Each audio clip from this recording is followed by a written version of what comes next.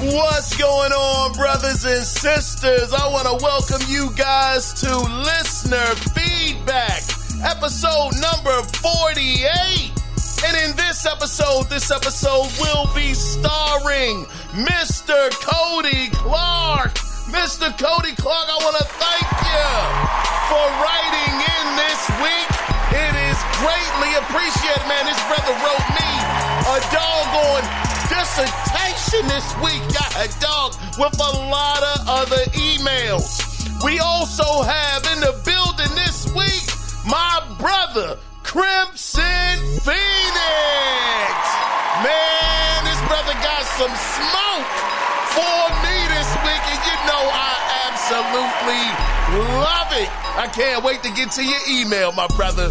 And we also have a newcomer who's getting very, very familiar with the show, Mr. C. Jack. What's happening? What is going on, my brother? Man, let me tell you, y'all have made this episode the biggest episode of listener feedback that we have ever, and I mean in the history of the podcast, have ever had. So for that, I want to say thank y'all. Man, y'all showed up on this one.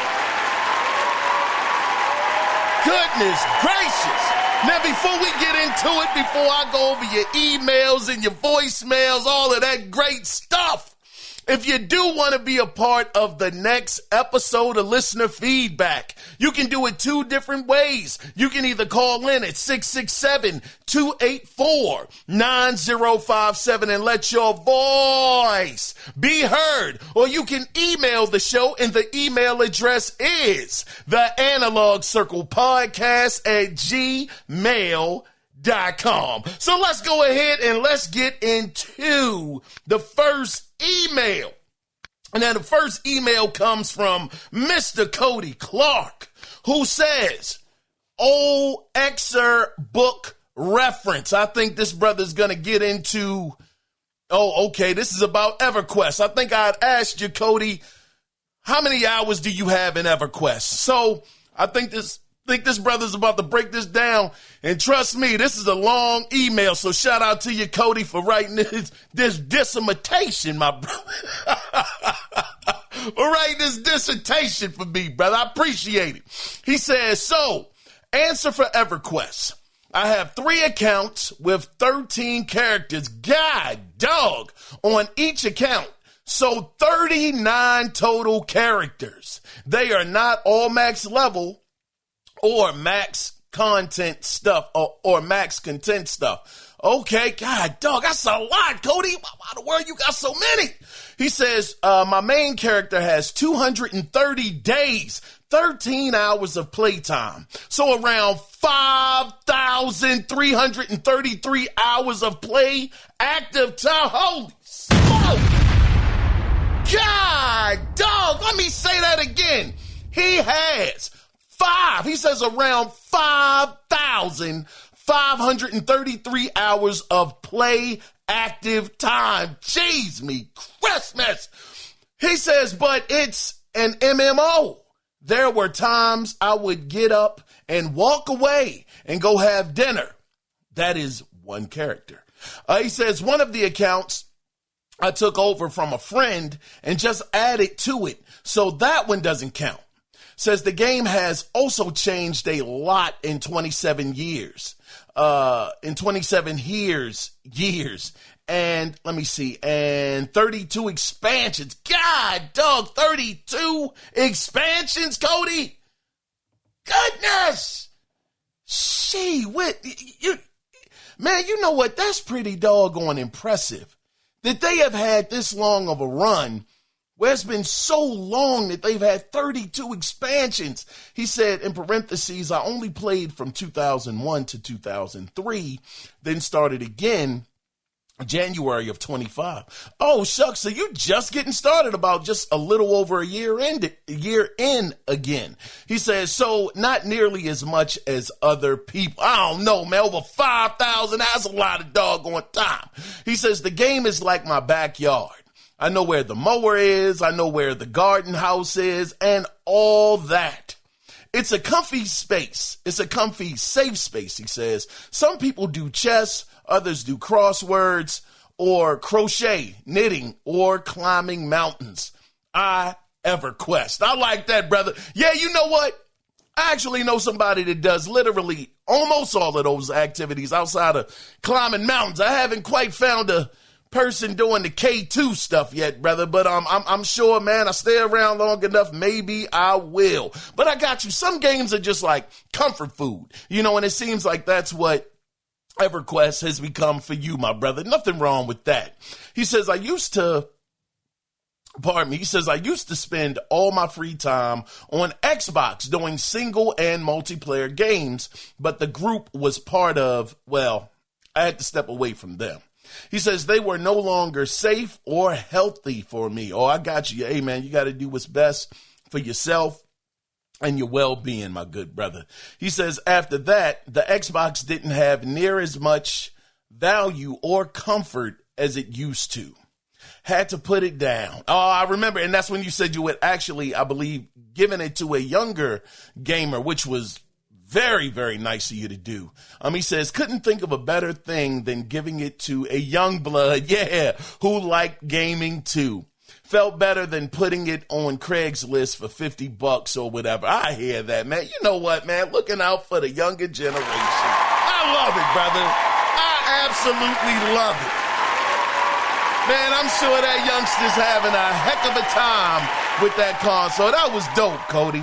Let me finish up your email. He says, I have to admit the idea of AAA or quadruple A games. Man, have we got that quadruple A game yet, Cody? Man, that thing was advertised back when Xbox had picked up, God, dog, what was the name of the studio? I'm forgetting the name of the studio they picked up. That was supposed to be the first studio to do a quadruple A game, and them jokers got doggone canceled. Jokers never came out with one game. They was canceled. Not right away, but it took forever.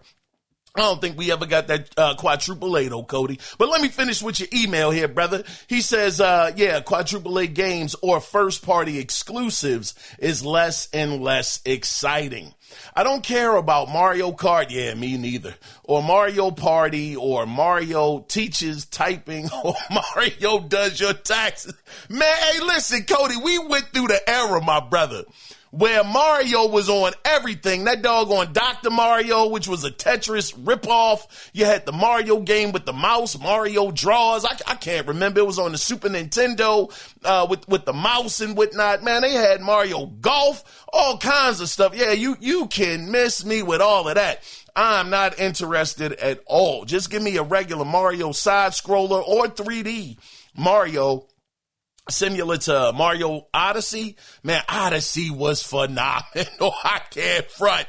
That hey man, I told y'all before, I probably said it 100 times by now. I'm gonna tell you, Cody, Mario Odyssey, brother, doggone tear to my eye, brother. I mean, literal tears. I was up there. I told y'all I was trying to, fight them back. Doggone wife that came in the room. I got to hide my darn face. Oh, shucks, turned it to the side.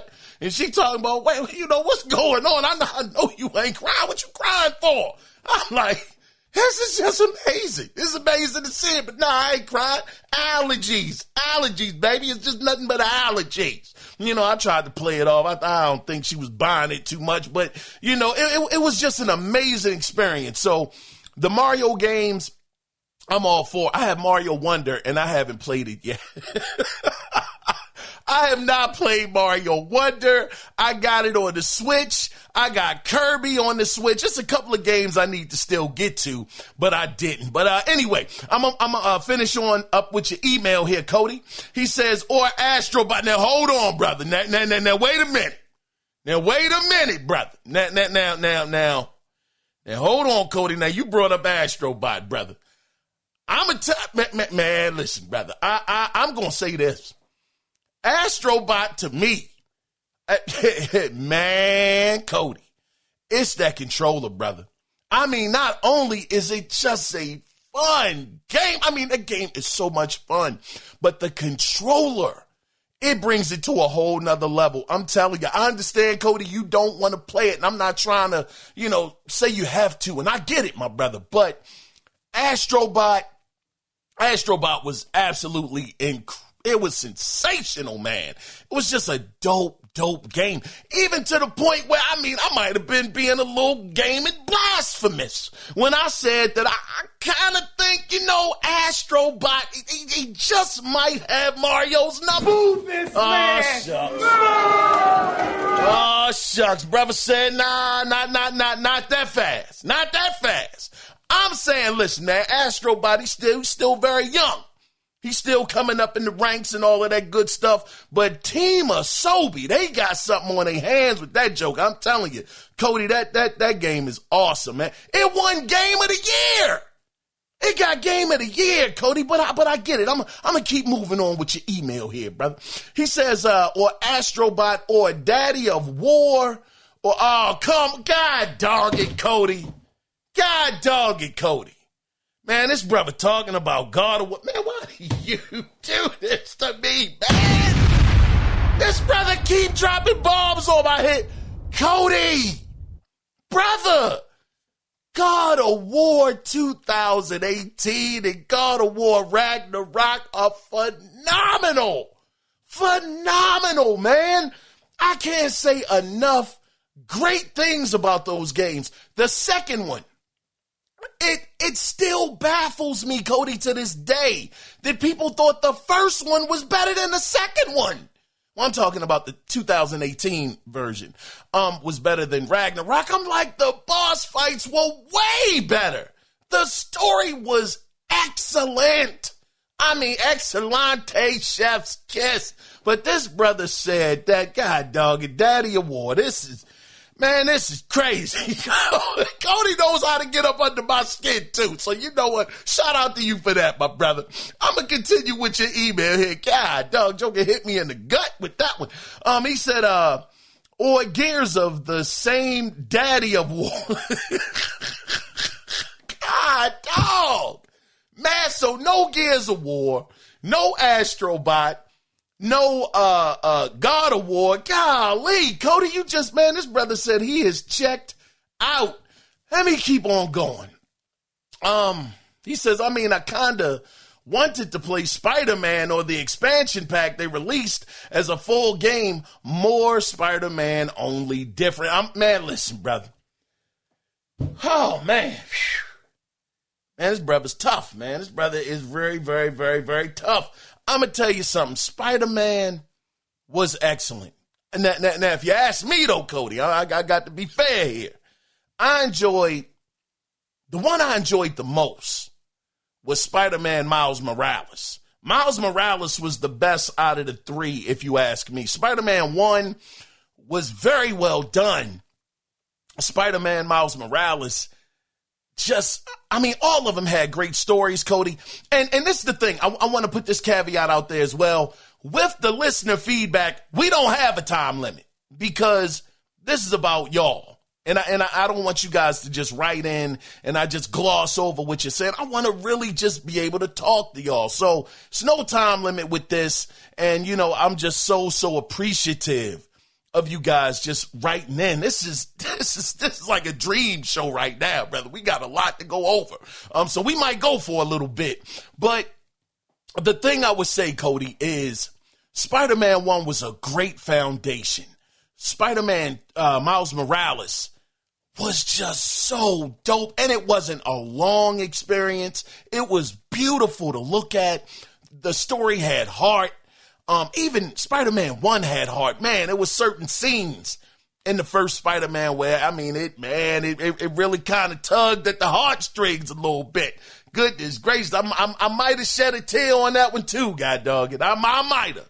But Spider-Man 2, the thing I loved about Spider-Man 2 that was different, and I don't think this is a spoiler. I don't think so, because it has nothing to do with the story, it has nothing to do with the characters, nothing to do with the anything that necessarily happened. But the thing is, when you're playing the game and you're actually fighting against the enemies, your suit starts to rip. It starts to rip apart. You start seeing the fabrics hanging. You start seeing his like his legs, like the suit starting to fall apart. I mean, I'm not talking about like dangling, but the suit gets damaged. And I'd never seen that before. You start getting beat up bad enough, Cody, the suit starts ripping and whatnot. I thought that was an amazing detail that they were able to do. Insomniac, to me, top five best developers. Matter of fact, what are some of y'all, what would be y'all top 5 developer list? I'm curious to know. But it didn't have the story. I don't know, it was missing something. It just didn't have the heart of the first 2. I don't know, that story was okay. It had some amazing moments. I mean, God dog, beautiful graphics, great gameplay, really good story. I would say it was good character, how would you say, character development. It was good character development, but it just was missing something. So that would be the weakest link out of the 3, the second one. It was just missing something. I don't know what it was, but certain parts of that game were just jaw-dropping though, Cody. It was so dope. But let me finish up your email here. God dog, I done went off on a tangent. Oh, Cody, God dog it, man. He says, I feel like 80% of all games look and play the same with 1 or 2 different gimmicks. Could that be that every game now uses Unreal Engine 5? Golly, this brother's relentless today. This brother is absolutely relentless. All of the things that Cody is mentioning are things that I absolutely love, man. This brother right here is on a dog. Man, this brother right here is on an onslaught attack on me, God dog it. This Joker won't quit.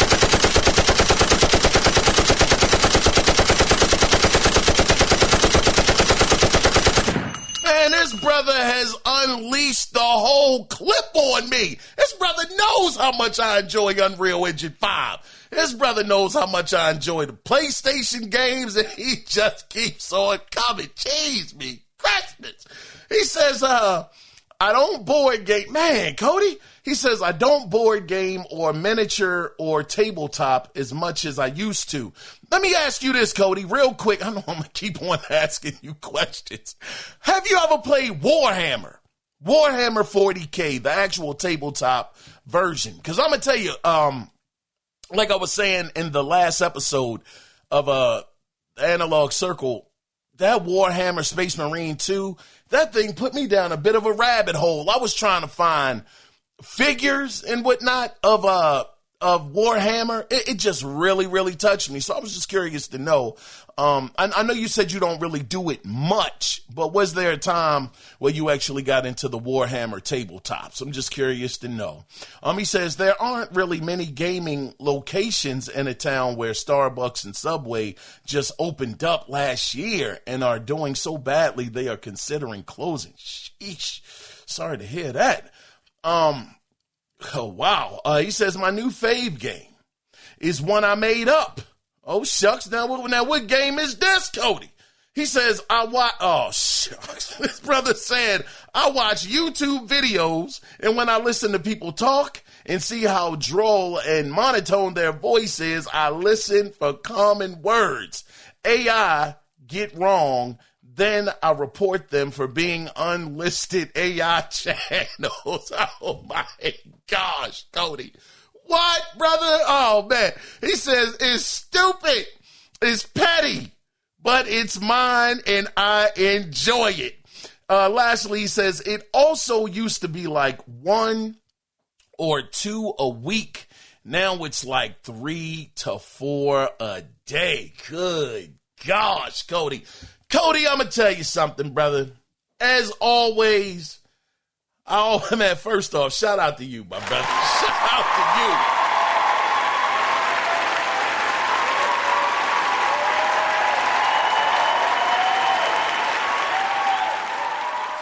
I hear you, Cody. Listen, man, you know, it does get to a point sometimes where some games, you know, they just might not resonate with you.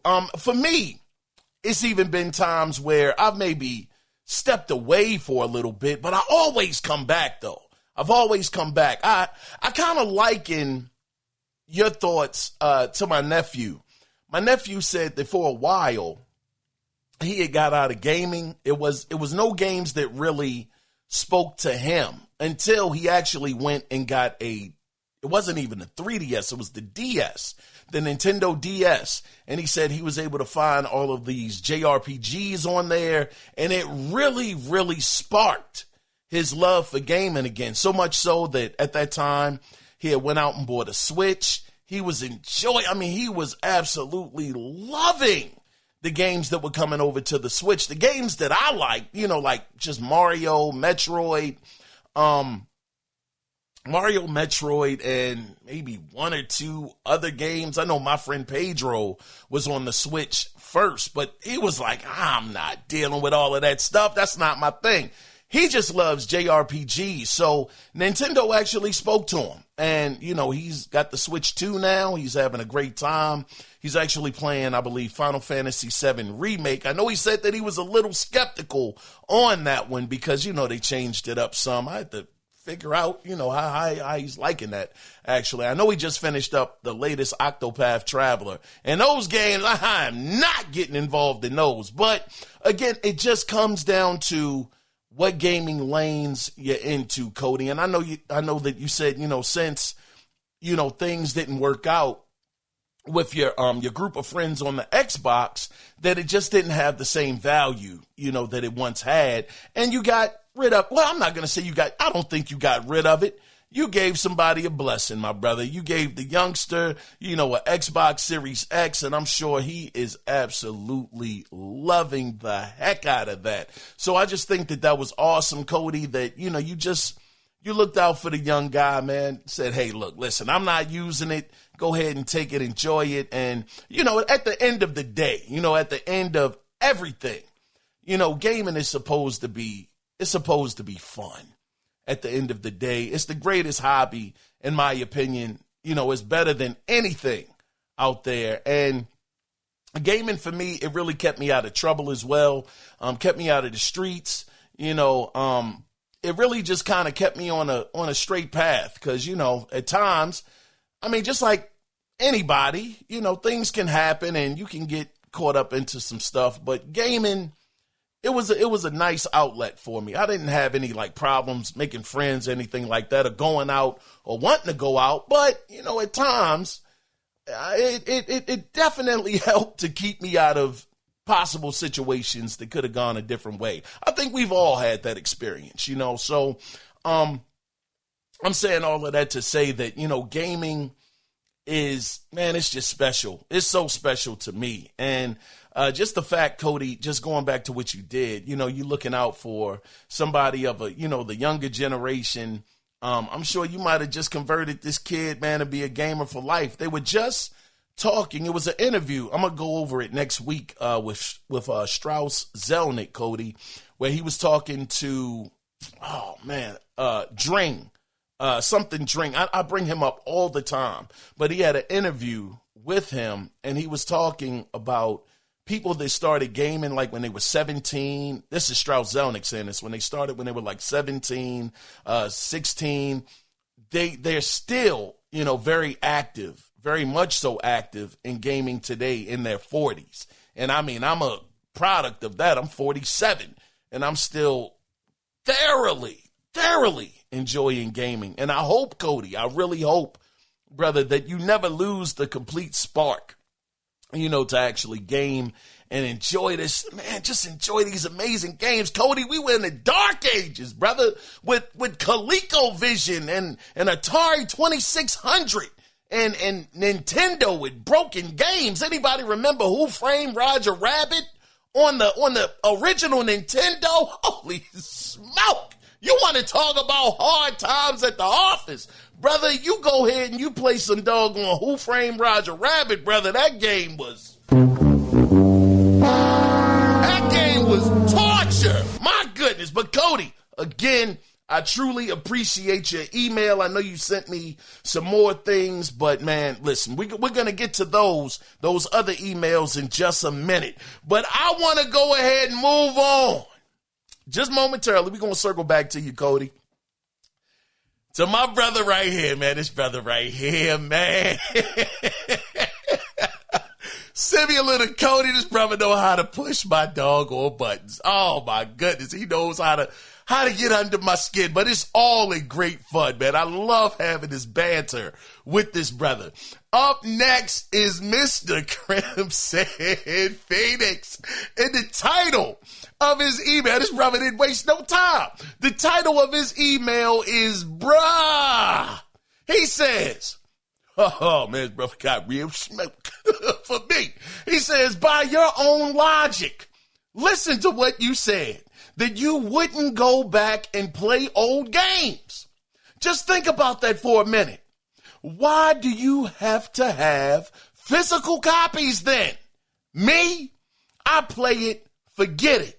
Or if it's a good game, I'll go back and replay it. See this brother talking about when I made that statement. When I made that statement on the last episode that I believe Cody said that, I'm not Cody, pardon me. Crimson said that they were making the Xbox. Well, we all know this. The next Xbox is going to be backwards compatible. And I told this brother, I said, man, I don't go back, to buy new hardware to go back and play old games. And I said, now I might play a generation back, but I'm not going back 3 or 4 generations. That just ain't going to happen. So my good brother Crimson Phoenix is like, well, why the world would you have the physical disc then if you're not going to go back and play the game? I can tell you, my brother, the reason why, and trust me, I'm fully going over your email in real time here, brother. I will tell you, have you ever seen the movie Tommy Boy, Crimson, where they were selling brake pads, and the brother was like, he said, listen, the brakes are guaranteed, and the buyer, he said, I know it, but it doesn't say it on the box. It's a comfort to have, guaranteed on the box. It makes you sleep good at night. That's what that brother told them. He wanted it on the box, the guarantee. That's the same thing for me, my good brother Crimson. I want to know that just in case, my brother, I might have a senior citizen moment when I get a little bit older. Might start getting nostalgic. Might want to just break out one of these older consoles and be like, man, I remember back in my day, this was like one of the greatest games ever. I might have like a younger game out here that I might can show something to. Now I know, granted, these youngsters, they can always go on YouTube and check it out, but I'm an advocate for them, Crimson. I'm gonna tell them, you gotta pick up the controller. Pick it up. I got to show you the button layouts and all of that stuff. So it's just a situation. My good brother Crimson, I want to know that I own it. I have it. And then, because we know this, Crimson, you know this better than me, my brother. And I know you like to get on me. And what you say is true. I understand. You don't own the game, Keon. I know that, brother. But it's just something that feels good about having the disc right there in front of you, my brother. You can just slide it into the console and play it, because digitally, we know that these games don't always stick around. We know that the games are not going to be there due to licensing, due to pretty much licensing for the most part. It has to do with the music, has to do with the cars, has to do with maybe the product placement that might be inside of the game. We know that these things, eventually the licensing runs out and you may never get that game again. That's why I'm so excited, Crimson, for the X-Men arcade game. That game has not been available since the 360. And they took it off the digital store. So, excuse me, Crimson, just the fact that I'll be able to play that game, on this generation of hardware. And that's why I'm excited about the physical copy. from Limited Run Games. Shout out to them. They gonna have a physical copy out there. I'm gonna have to try to order that one, brother. I am, because digitally, I don't always trust it.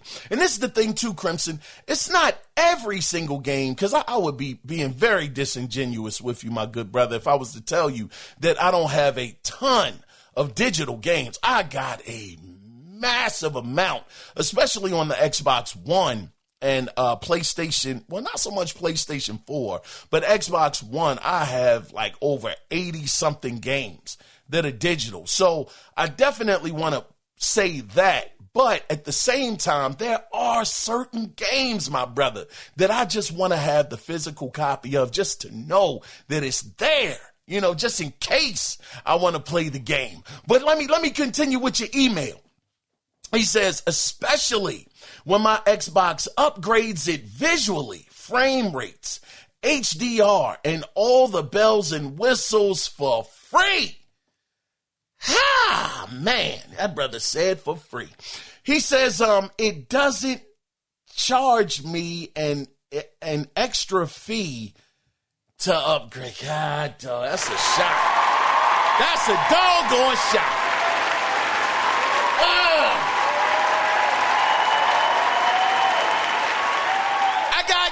I gotta give you that one, Crimson. That was a heck of a doggone shot right there. That was a shot straight to PlayStation, who charges $10 for the upgrade. I'm gonna tell you something, your timing is crazy on that one, because I have Horizon Zero Dawn, and I was just looking at what game was I gonna jump into next, and I was like, dag, I kind of want to play Horizon Zero Dawn because I never played it, but I'm like, man, I might have to just buy the upgrade. And the upgrade is doggone $10. Oh, man. So Crimson got me on that one, y'all. I mean, look, Xbox, jokers are doing a great job, man. I mean, that's a hard one to get past. But I'm going to continue with your email. Goodness gracious, brother's beating me up a little bit. He says, but a re-release of the game that has new enhancements you can't get from an improvement of the hardware, I'll repurchase. That is still a choice. Very good point. He says, when other manufacturers don't allow for the same free upgrades, even though their hardware can, it's because they want to sell you the remasters. He's right. That's PlayStation, like I said, all day. He says, it shouldn't be a thing, especially when a lot of those games are only a handful of years old and the new hardware should just run it better and at no cost to you. I mean, listen, I will, God, this brother's cooking right now. I'll say this, brother. That is the way it should be. I mean, that's just a great practice. I think that as consumers, we should always be worried about ourselves first. Darn these corporations. They're going to try to get as much money out of you as possible. And if you can stop them from getting more out of you by saying, look, we're not subscribing to this. If you want us to support your platform or support what you got going on, how about you add that in for free? I think that is 100% fair. And believe me, I would love for PlayStation to do that. Now, granted, I think, think in it, Crimson, I am part of the problem because I did. Y'all know I ain't embarrassed to say it, but man, the way Crimson got me on the ropes right now for the moment. I did go out there and I purchased Days Gone remake. Move this man! Man, listen, I went out there. I had Days Gone already in the stash. Joker sold me a dream, doggone it. They did, Crimson. I was like, look, man, I'm never going to get to this on the PlayStation 4. They got these upgrades on the PlayStation 5. It's only $10. Now, I will say in my defense, though, Crimson, I mean, hear me out, brother. Just hear me out for a minute. In my defense, listen, they added a couple of modes in there. Graphics looked better. I'm not going to say it was a big difference. I'd be lying if I said that, but it was a nice man, the game's already beautiful on PlayStation 4, so I'm not even going to fully even say too much about the graphics, but it was a beautiful looking game. But the frame rate, now the frame rate was, man, that was dope. That was sensational. On those load times, the load times were a whole lot better. So, I mean, they did, and it used the DualSense controller. You know, so it wasn't like it was a total replica with just a few things here and there to sell the game. Well, not the game, but the remastered version of the game to upgrade the original version. I'll say they did add a couple of things in there that made me feel not bad about the $10 purchase. But again, it doesn't beat what Xbox does. It doesn't. I mean, not even close. So, but see, this is why we should want competition. This is what I'm talking about, Crimson. You understand it. I know that Cody Clark understands it. I know that CJ, Chris Jack, I know he understands it. You know, it's all about competition at the end of the day. And that's why it hurts so much, Crimson, to see Xbox in the way that they are right now. Because with what Xbox is doing with those free upgrades, if they were in a better position as far as like fighting PlayStation, if they were in a very competitive situation against PlayStation, it would be a reason for PlayStation to say, well, look, we got to stop this practice. You know, Xbox, they on our heels right now. They're giving it to their customers for free. We're still charging $10. We may want to get with the program and just, you know, if we're going to do it, at least, okay, maybe $5. You know, for free would be the ultimate thing. But, you know, it could be a possibility where Sony might be like, well, look, we do have to give it for free. You know, instead of trying to nickel and dime it, like, let's take it down to $5. And nah, because if they are really competing, I mean, we just saw but we saw what happened during the 360 era and the PlayStation 3 era. Listen, I understand, you know, by the numbers, Xbox 360 came up short, Crimson. They didn't beat PlayStation 3, but they, excuse me, they won. And I understand this. It's not real. I know people say, you know, you had a moral victory, you know, things of that nature. And I mean, that's what it was. But the thing that really made it feel different with 360 and PS3 was Xbox actually had the people behind them, Crimson. They might have lost, but they were still like the people's champ. So it was like, okay, yeah, they lost, but they gave them, it was almost like a Rocky story, you know, where Rocky, he lost in the first one, you know, Rocky won, but it was like he won in the end. That was almost like the story of the 360. I mean, people loved the 360, and the thing was, during that era, that's when Xbox Live got hot. Everybody had Xbox Live. I had Xbox Live back then.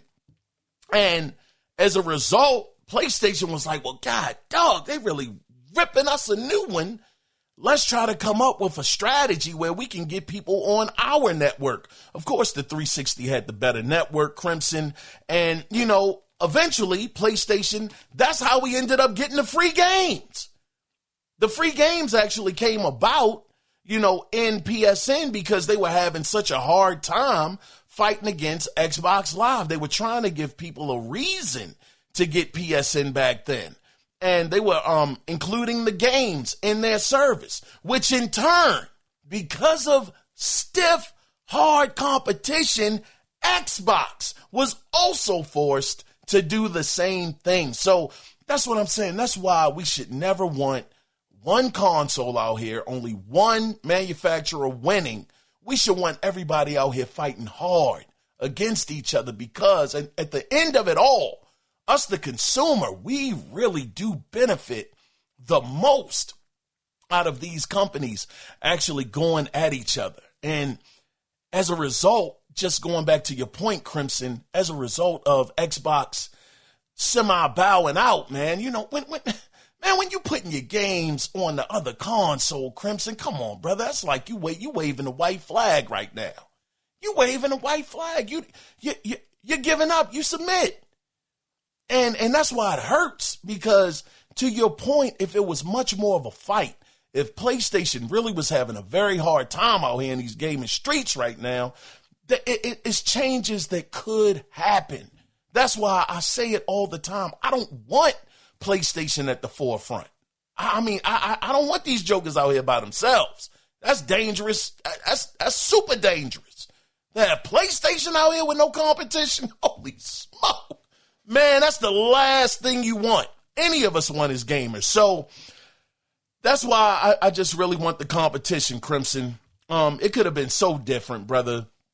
I mean, they have the games. Xbox has so many IPs. It could have just been so different, man. It's just the what ifs in gaming. You know, it could have been crazy. But let me finish up with your email here, Cody. I mean, golly, I keep saying Cody. I'm sorry, Crimson. Pardon me, brother. He says, this is why, and he put this in bold letters. Oh, man, this brother screaming at me. He said, this is why PC is better and Xbox is only a few steps behind. Oh, man. God.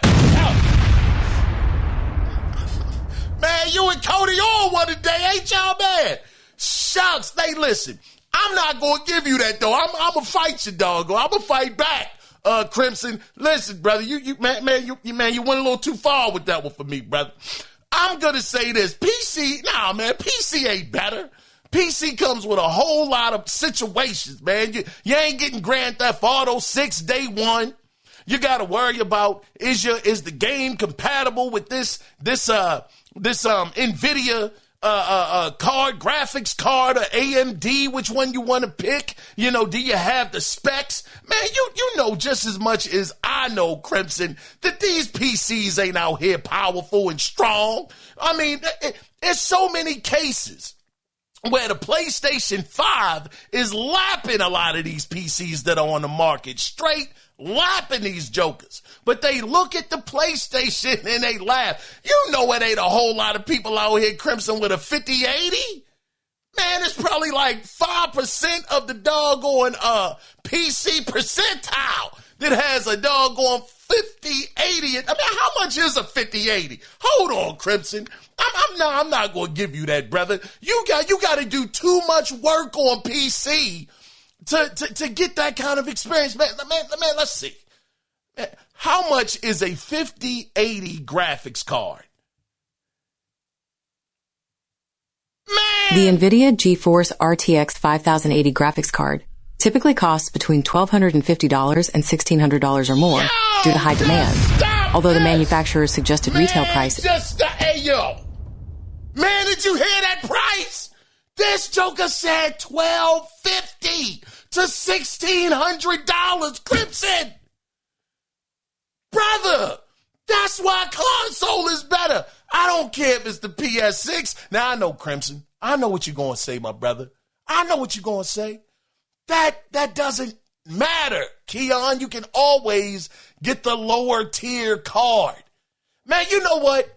Let's go down a bit of a rabbit hole, Crimson, because time is not an option here. We're going to be here for a while.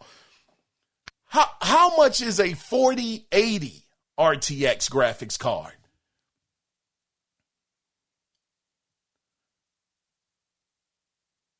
Man, that joker say between $9.99 and over $15. Man, come on, Cody. I keep saying, Cody, come on, Crimson. $1,000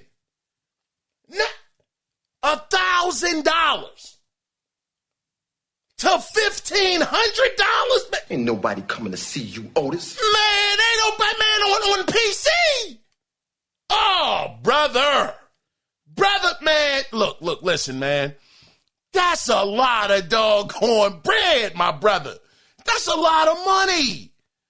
No, I'm going to stick with console. Then you got to worry about a keyboard. You got to get a monitor, possibly a mouse. Well, you can get controllers. You know, let me ease up off of that. But, you know, you got to get the controller. Man, that's a lot of doggone money. That's why I'm saying PC. Listen, I can't fight you, Crimson, when it comes down to performance. I can't fight you. You know, console versus PC. as far as graphics and what it's capable of, you got me dead to rights, brother. You got me. But again, I will say, how close to the performance of your high-end card can I get?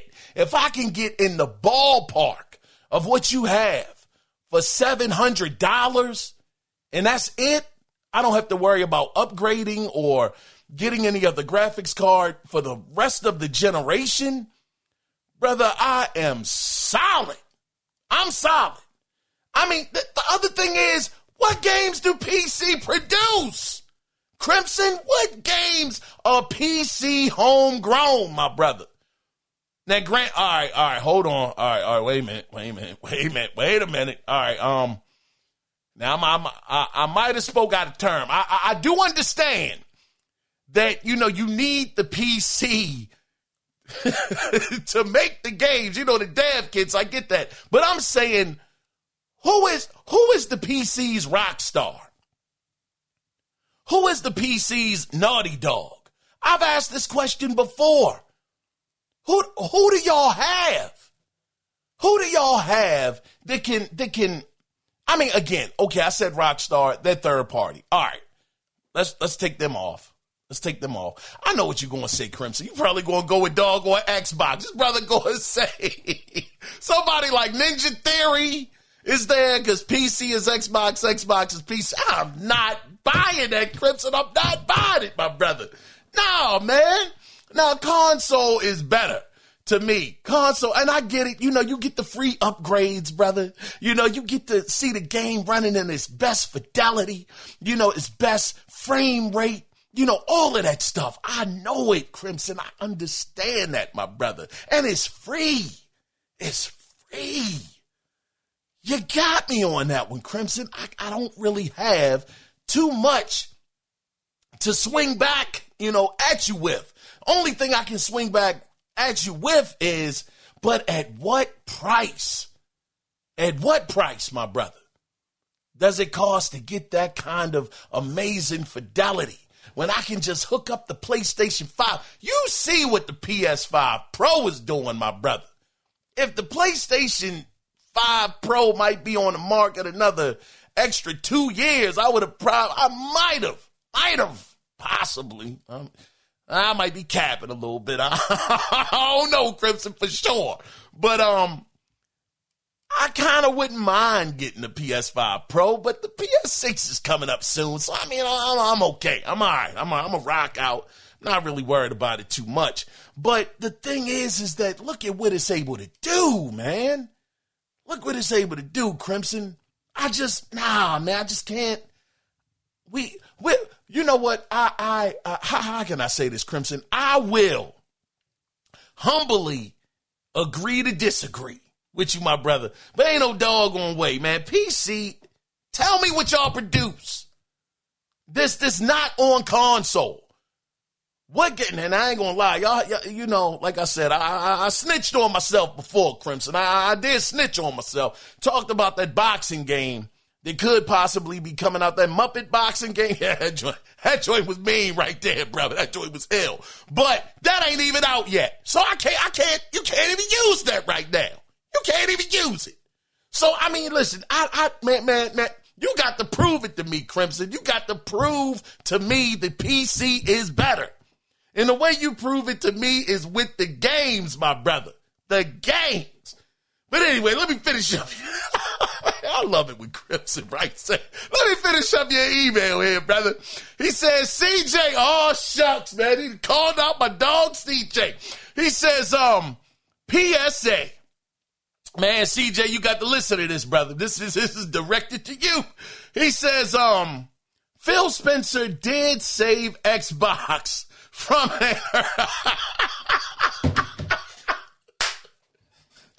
Oh, man, this brother right here, Crimson, God, dog.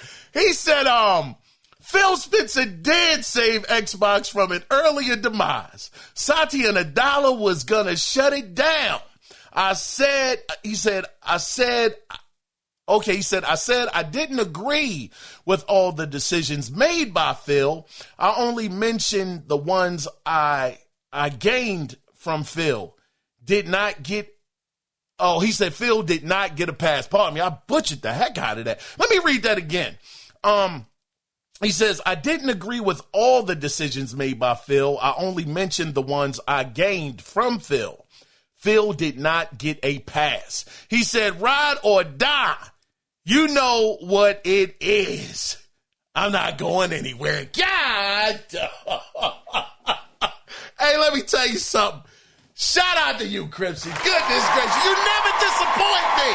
This brother never disappoints. Man, oh man. Crimson said PC is better. Listen, like I said, Crimson. Oh, and talking about Phil. You know, since you had ended with Phil. Man, Phil, again, I know Crimson. All right, let me be serious for a minute. Let me be serious for a minute. I do know, Crimson, that you said that you didn't agree with everything that Phil Spencer did. There was some things in there that you wished he wouldn't have done. I think we all, as Xbox fans, and I am still an Xbox fan, I still want the brand, I want them to do well. I really do. And again, your email even pointed out one of the things why I would love to see them do better is by them giving away free upgrades to the games at no extra charge. That's phenomenal. And I can guarantee you that, I mean, us the hardcore, we're going to know this, but the average person out here gaming right now that doesn't have an Xbox Series X, this is a feature they will probably never, ever know even existed. So, yeah, I just wanted the competition to be better. But Phil Spencer, he just, again, I understand, Crimson, he was working under the confines of Satya Nadella. I get it. But, man, I would have just much rather him tried to do something else. Because he just brought such a bad, horrible aura around the Xbox brand. And I mean, I think that sales are down. Again, let me check this, Crimson. Let me see, man. I want to see what sales are right now. Are Xbox Series X and S console sales down? Let's see if it does give an answer. Hold on. Let's see if it'll read it. Yes. Xbox Series 10 and S sales are down, with some reports showing declines of over 50%. While the entire console market is down, Xbox hardware has seen steeper drops, leading to a lower market share compared to Sony and Nintendo. Goodness, great. So it says Xbox hardware has faced steeper declines, with some estimates citing a 70% decrease, leading to lower market share compared to Sony and Nintendo. 70%, man.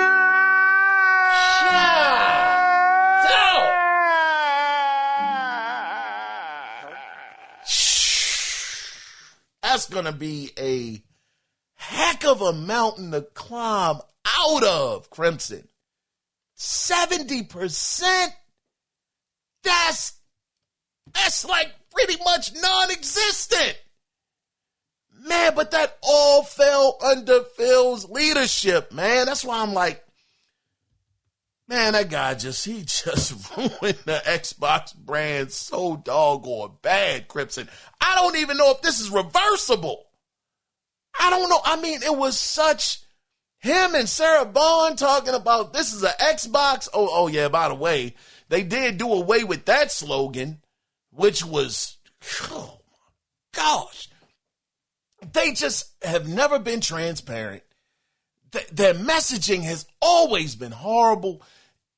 Man, listen, I am looking, I'm telling you, Crimson, my eyes are glued to see what Sharma does, if she does anything different. Y'all know my stance. I don't think anything is going to happen. But I'm hoping, it's like that small piece of hope that you have. Like, you know that this is pretty much I mean, this is, how can I say, it's like a suicide, that might be a little too far, but it's like a mission you kind of know that you're not going to come back from. It's like a 97% fail rate going into this mission, but you still got that 3% that you're holding on to that maybe something happens. And that's kind of where I'm at right now with the Xbox brand. I just don't think anything is going to change. But I'm going to tell you this, Crimson. I do love the fact that you said no matter what, man, you going down with the ship. 10 toes down, he ain't going nowhere. So I fully understand that. And again, Phil Spencer did some things inside of the Xbox brand. Game Pass mainly being the big one. That and Activision. He did acquire them. He acquired Bethesda. He got Ninja Theory while he was there. So, I mean, there are moves that Phil Spencer made. There were some big moves. I mean, he was part of the biggest, acquisition in history with Activision.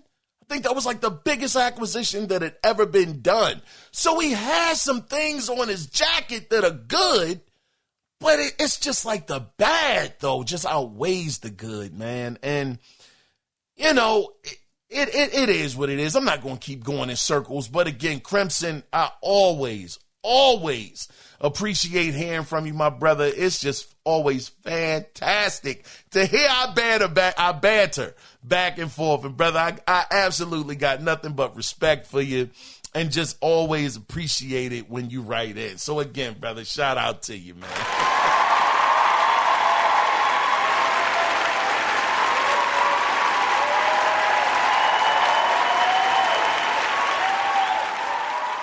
So up next, let me see if I can find it right here. Yeah, hold on. I got it right here. We got Mr. C. Jack, who has come back, and he is I'm about to say wrote in. He has sent a voicemail. Now he sent several of them, but we're going to get into his first one right now.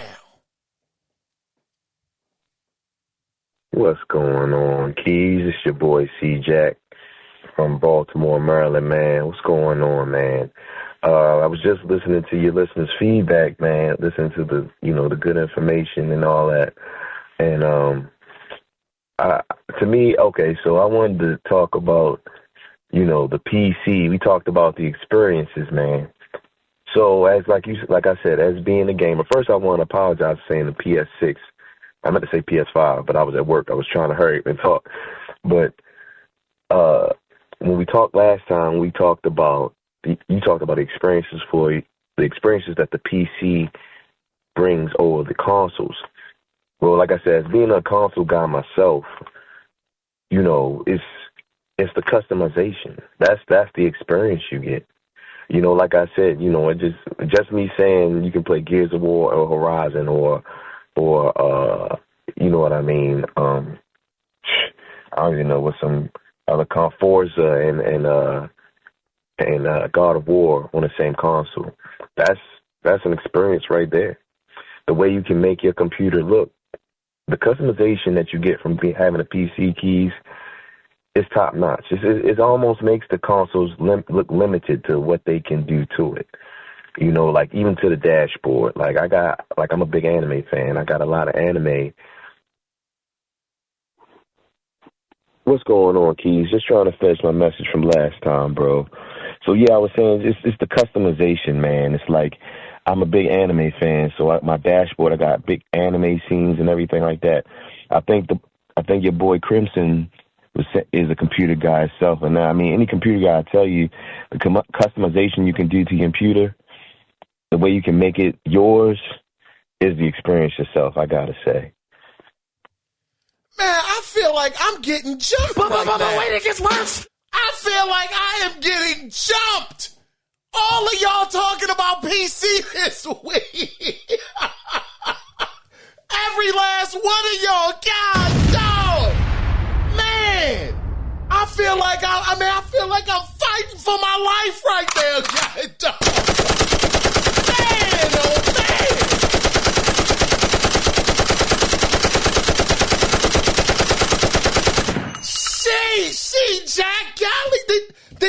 have an email among each other that said, man, we going on PC this week. We riding on console this week with PC.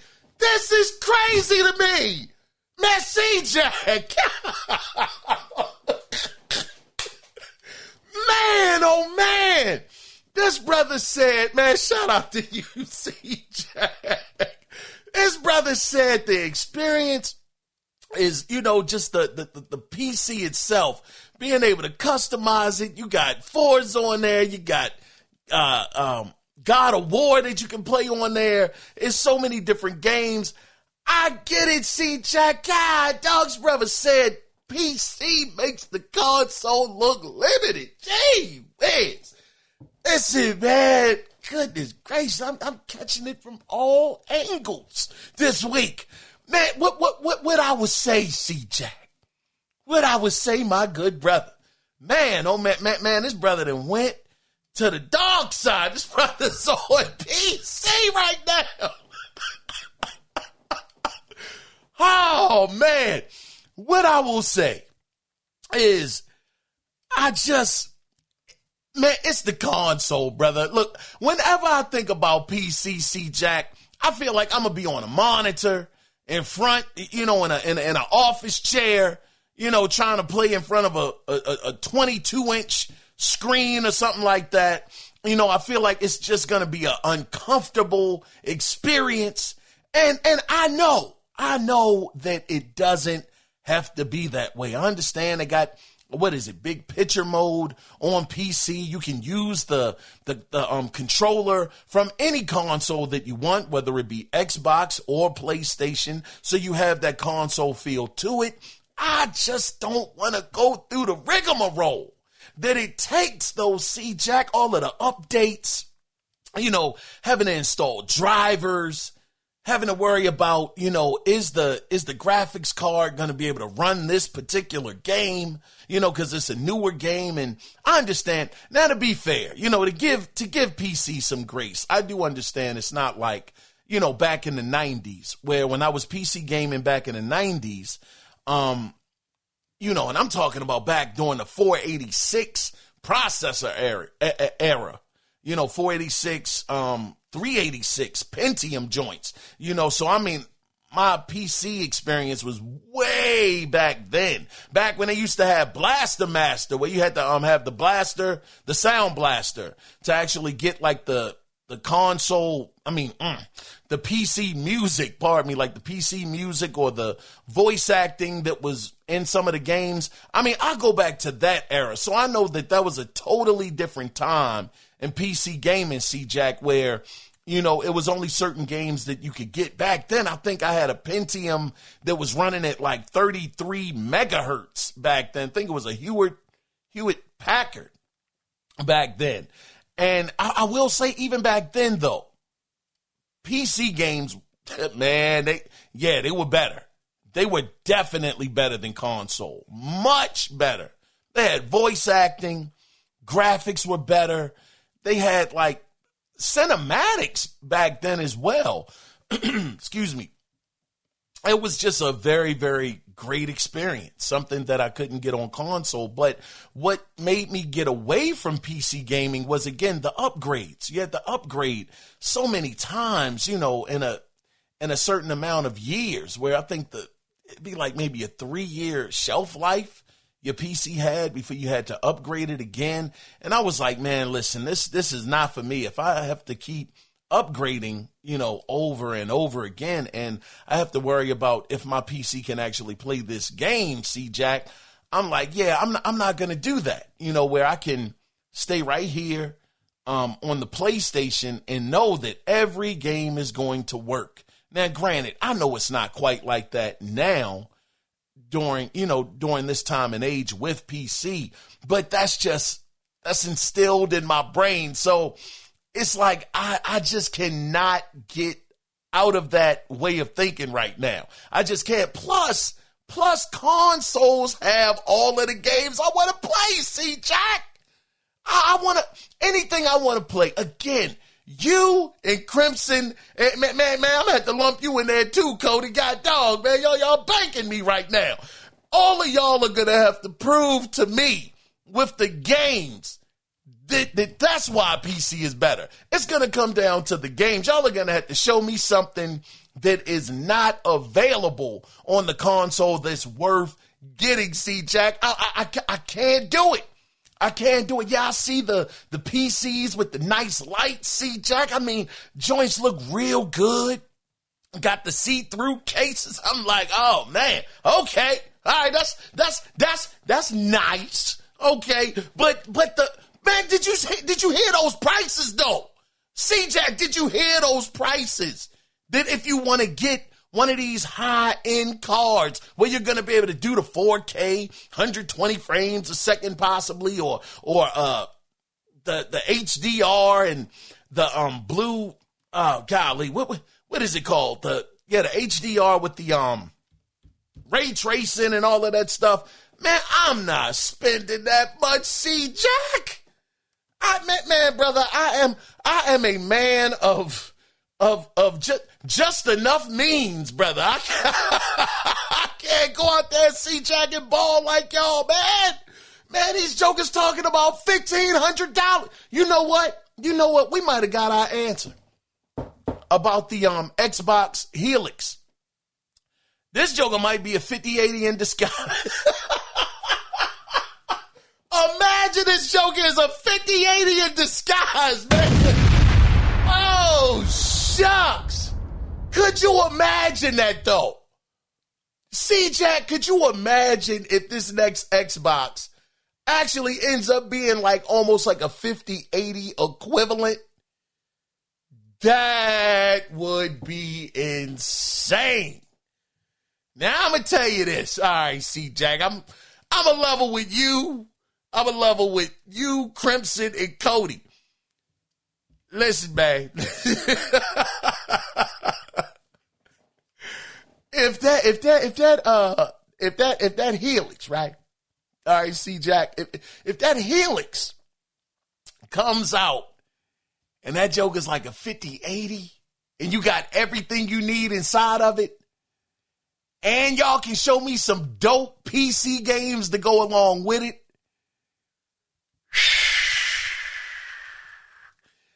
I don't know. I'm sweating a little bit. I don't know, man. It will definitely be interesting. Again, I don't know. I'm just speculating. Of course, y'all know I don't know if the console is going to be like a 5080. I mean, I doubt it, but I'm saying that price point though. We heard it's going to be bare minimum $1,000. And we heard that at least the 4080, you can get that for like $1,000.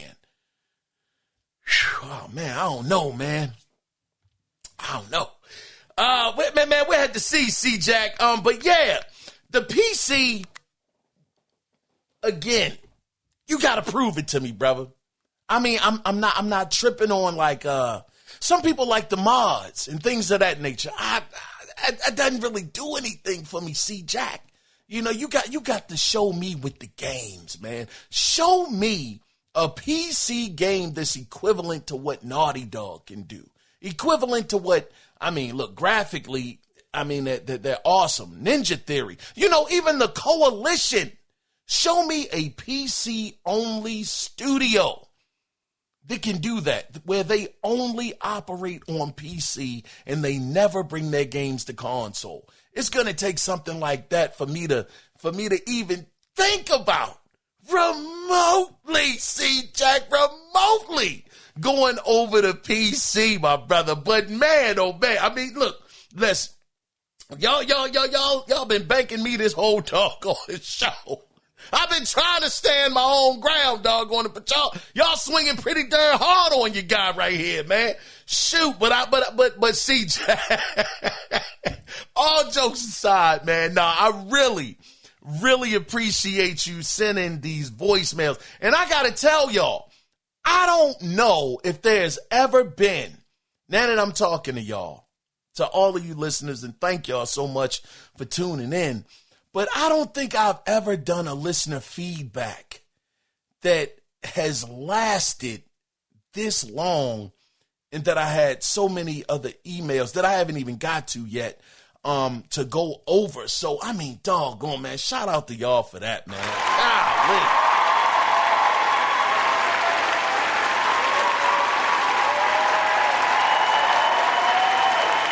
Man, it really, really, really means a lot, man. I really appreciate y'all. C-Jack, I know you sent in some other voicemails, my brother, and I'm going to get to those too, man. Don't worry. I'm going to circle back. I'm going to circle back to you in just a minute. I'm going to move over real quick because Cody had actually sent another email as well. Cody sent a couple, but it was one in particular. Oh, you sent the email too, C-Jack? Oh, shucks. Yeah, this show is really, really stacked, man. Okay. All right, Cody. Man, I ain't used to this many emails and voicemails in one show. This is amazing. We are in uncharted territory right now. All right, so now this was from Cody Clark. And hold on, let me get your email here, Cody. Oh, darn, I lost it. Hold on, I got you, Cody. Okay, the name of this email from Cody is, well, hello, Copilot. Oh, shucks, let's see what this is. So the article that Cody sent me is from Tech Power Up, and this is from, golly, this is from today. Is this? No, I'm sorry. This is from last week. The article is from Saturday, March 14th. So the title of this article is Microsoft will add gaming Copilot. Ho. Am I seeing that right? They said, hold on. Microsoft will add gaming Copilot to Xbox Series consoles in 2026. What did he say? What? What did? Oh, man. Whoa. So, all right, let me just start reading a little bit of the article. It says Microsoft Gaming Copilot has been out in the open and available as a beta for PC, mobile, and the ROG Xbox Ally since October 2025. But at a recent GDC conference, Sana Lee Yadav, Xbox Gaming AI partner group project manager, commented that gaming Copilot would be landing on current gen Xbox Series X/S consoles before the end of 2026. Says gaming Copilot purports to help its users, quote, get to the fun faster, end of quote, with gaming recommendations based on what you play. Quote, get help without leaving your game, end of quote. I mean, that sounds kind of cool. You know, it says by providing players with advice based on their current place in the game and, quote, brainstorm strategies and get tips or insights with personalized coaching. Man, now, wait a minute. I don't know about that. And y'all know I play games on easy. I mean, man, I love to play a game on easy, but I don't know, man. This kind of sounds a little intrusive, you know. I don't know if I like that per se. It says the service operates similarly to Microsoft's original Copilot service in that it takes screenshots of your gameplay and analyzes them to provide the aforementioned recommendations. The quote is, I'm excited to announce later. I read that. I don't know, man. God, dog. Cody called this too. Cody, you said that it was going to happen, man. It was going to happen on the new Xbox. You had already said that maybe a listener feedback ago, maybe one or two listener feedbacks ago, that this was going to be the case. Man, I don't know, man. I don't know about that. I mean, man, how do y'all feel about Copilot actually coming to the console? I mean, it's talking about taking screenshots and off of the screenshots doing recommendations and not having to leave your game to get help. And I mean, it sounds, it doesn't sound bad per se, but man, I don't necessarily know if I really want the game to, and I mean, it's probably, me kind of thinking with an older, kind of mind, like an older mindset, like, I don't know, man, that just seems a little, I mean, I don't want to be overly, how can I say it, man? I don't want to be like overly, nervous about something like this, but I just can't help but to think, if it's figuring out my patterns for gaming, what's to stop it from trying to figure out other things that I got going on? I mean, we know that even PlayStation 5, the controller, unless you mute it, the microphone is on. So who's to say what's going on? I understand that we're in the year 2026 where everything is being recorded. Everywhere we go, we're under, surveillance and things of that nature. But that's why we want to be home. That's why we like to be home, because we can do things that are away from the public eye in our home. And it just seems not trying. I mean, maybe I'm being extra, but it just seems a little, it just seems like a little too much. You know what I mean? As far as like the data that they could be collecting. I remember, when Connected came out and people were like, oh no, it's going to be spying on you. It's going to be looking at you. It's going to be watching you. And I remember back then I was like, man, y'all just being extra. Y'all are doing too much. It's no way that that's going to happen. No darn way. Well, years and years, later, come to find out it actually was. It was spying on. You know what? Hold on. Before I even say that, Cody, let's just make sure. Let's just check to see if it was true, because I don't want to give you misinformation. During the time when the Xbox Kinect was released, was it really found out that it was spying on people, or was that just a rumor?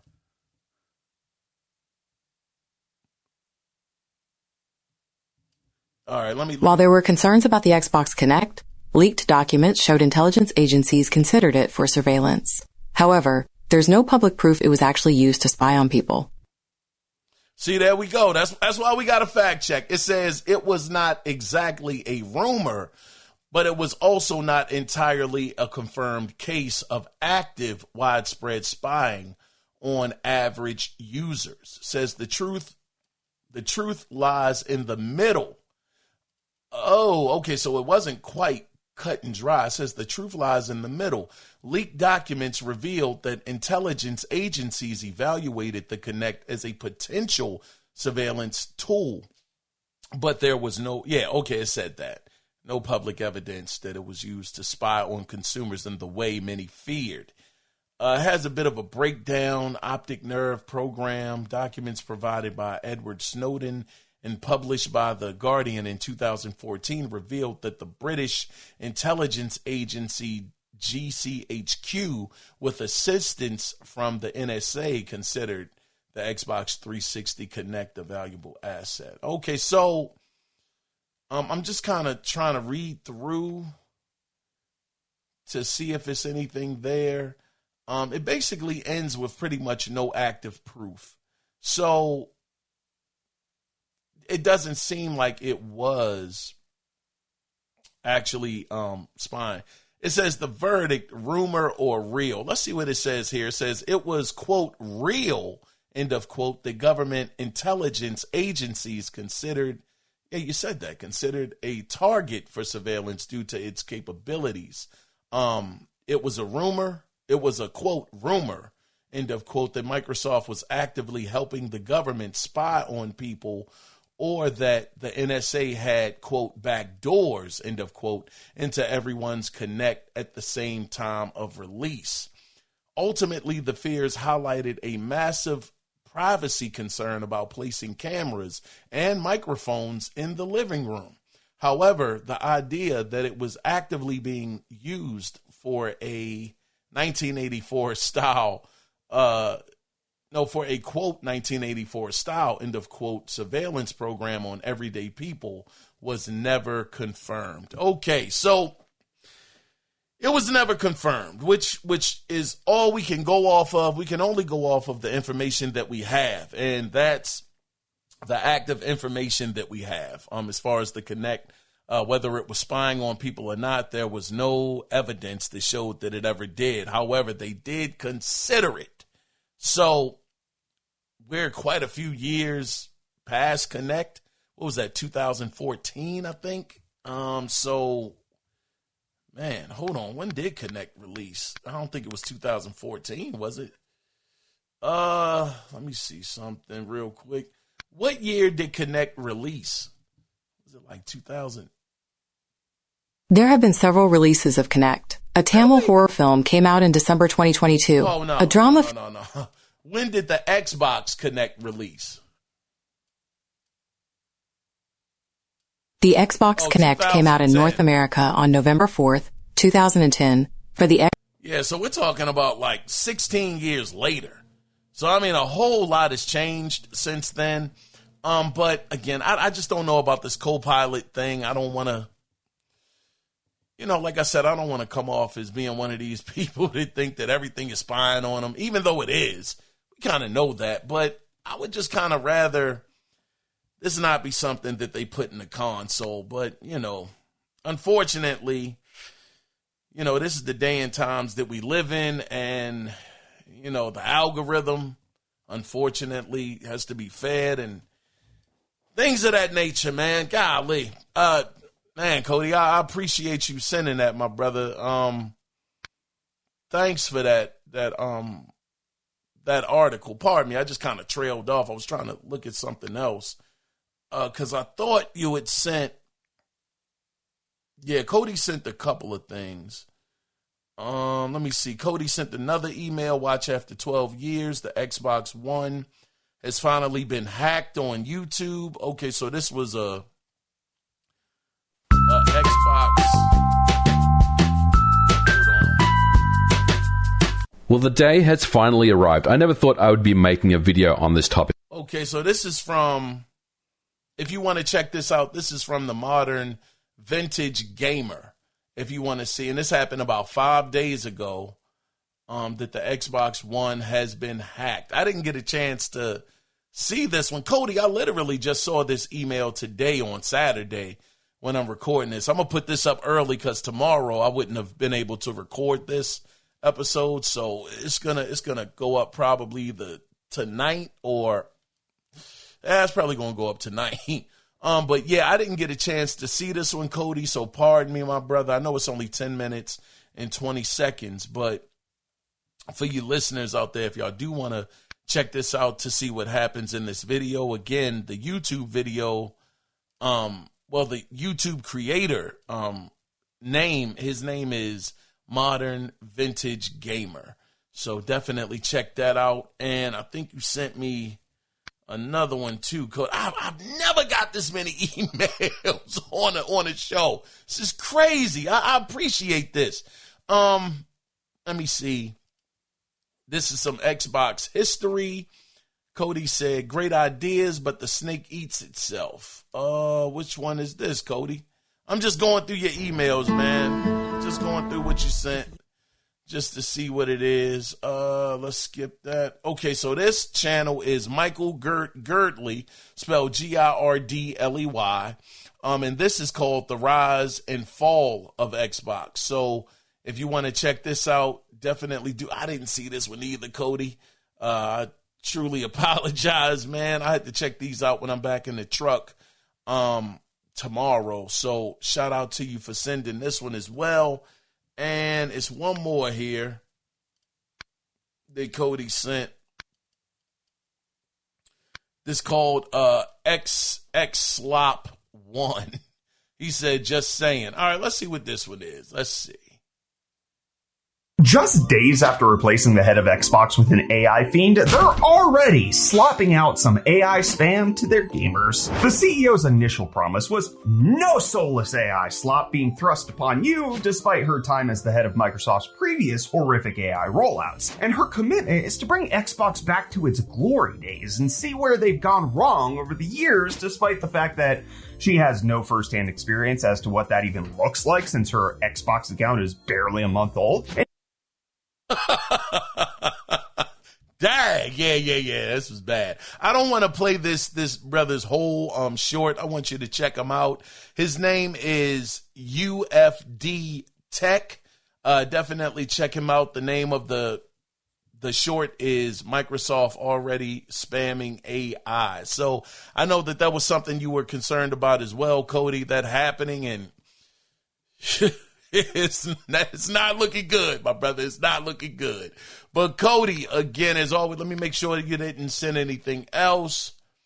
Yeah, that was it for the good brother Cody. Cody, again, I appreciate you sending these videos for us to be able to look at, giving us something to look forward to as far as like if we want to travel back to see, what happened with the Xbox, how it failed, or, just getting into the Xbox or the AI slop or different things of that nature, brother. I just truly, truly appreciate all of your emails and just being a part of the show. I'm telling you, Cody Clark has been rocking out for many, many years, man. I'm talking about almost since pretty much the analog circle started, man. That's why I call him the triple OG, man. He's been there pretty much since day one. So, Cody, I just truly, truly appreciate you, brother. Thank you so much, man.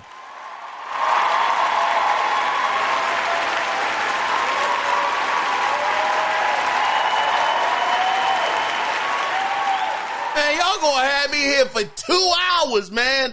All right, brother. We got C-Jack. He sent the email, man. You know this, brother. Shout out to you. He sent emails and his brother sent voice messages. So since I played your voicemail, C-Jack, I'm a read your email, man. Here we go. Now, the title of his email is The OG of Gaming. Let's get into it. He says, so I might be wrong, but isn't the PC the grandfather of gaming? Oh, shucks. Man, what is up with y'all in the PC this week?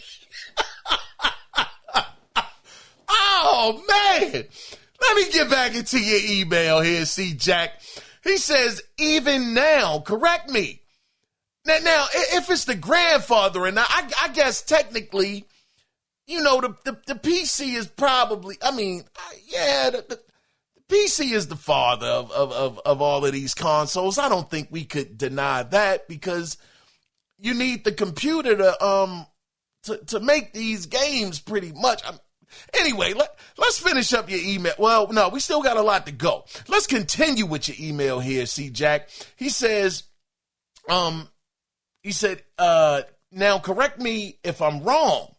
When the devs show a new game, is usually on PC. It's usually on a PC, not on the console. Then he put in parentheses, most of the time. Hey, C-Jack, man, I don't know if that's necessarily I don't know if that's the case. I'm gonna halfway agree with you. I'm not going to say 100% because there have been reports, and man, in this day and age, you can't lie about anything. You will be found out. And the thing is that sometimes, when they said that the game was running on console, it was actually a PC that it was running, and the PC was running it behind a doggone curtain, brother.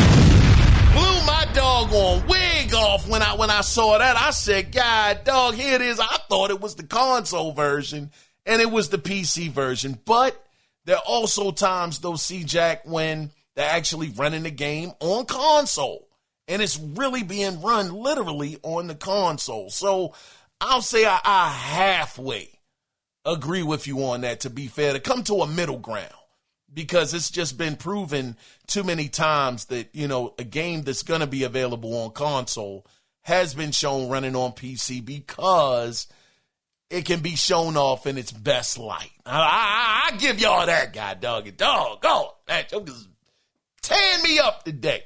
But he says, and I was looking up the reason why we have console games going to PC and not PC games going to console. Man, that's because we don't want those PC games over here, see, Jack? We don't want those PC type of titles. Now I will say, hold on. Let me not get too loud, brother. Get too indignant here. Hold on, brother. Let me kind of calm it down.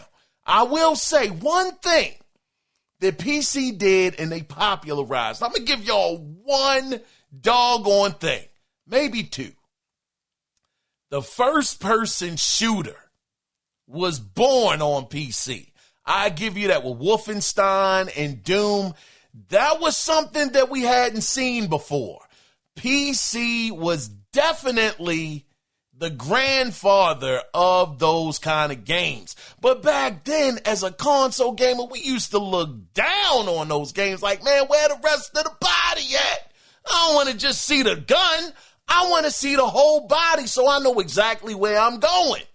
You know, so it wasn't even like it was popular among console gamers back then. It took up into, I believe, Xbox. If you want to talk about console, like it actually crossing over first-person shooters, I would have to give that to Xbox. Xbox made first-person shooters on console a dope thing. Nobody did it better than the original Xbox. You know, so they definitely helped. I don't think Xbox gets enough credit for that. I mean, we were not playing first-person shooters on console and not have, you know, and not having a great experience until Xbox came around and they had the controller with the offset analog sticks. Oh my gosh, man, shout out to Xbox for that, man. That was excellent, amazing. Man, we got to give Xbox. We got to give them more love when it comes to that, C-Jack. I mean, y'all can correct me if I'm wrong, but I started really playing first-person shooters on console when it came to Xbox. That was like, man, it was just incredible. So I'll give you that. PC definitely brought that to the forefront, and PC also had the RTSs as well, the real-time strategy games like Command and Conquer. Maybe, I don't know if I would necessarily say SimCity or anything like that, even though that was on PC. But those kind of games, the RTSs, you know, those kind of games definitely were popularized on PC, and they did eventually, you know, come over to console. But to my point, though, C-Jack, we ain't rocking out with those games like that too much. RTSs don't really get played over on the console. We're just two different animals, brother. PC is a different animal than console. You know, I mean, the things that people like are just different tastes, man. But I'm going to continue with your email here. I will give you the first-person shooter, though, C-Jack. He says, I was looking up the reason why, yeah, we have console games going to PC and not PC games going to console. It's not that the PC don't have great games on there. It's just that they have to dumb down the specs to put on the console. Man, God dog. See, man, God dog, bro.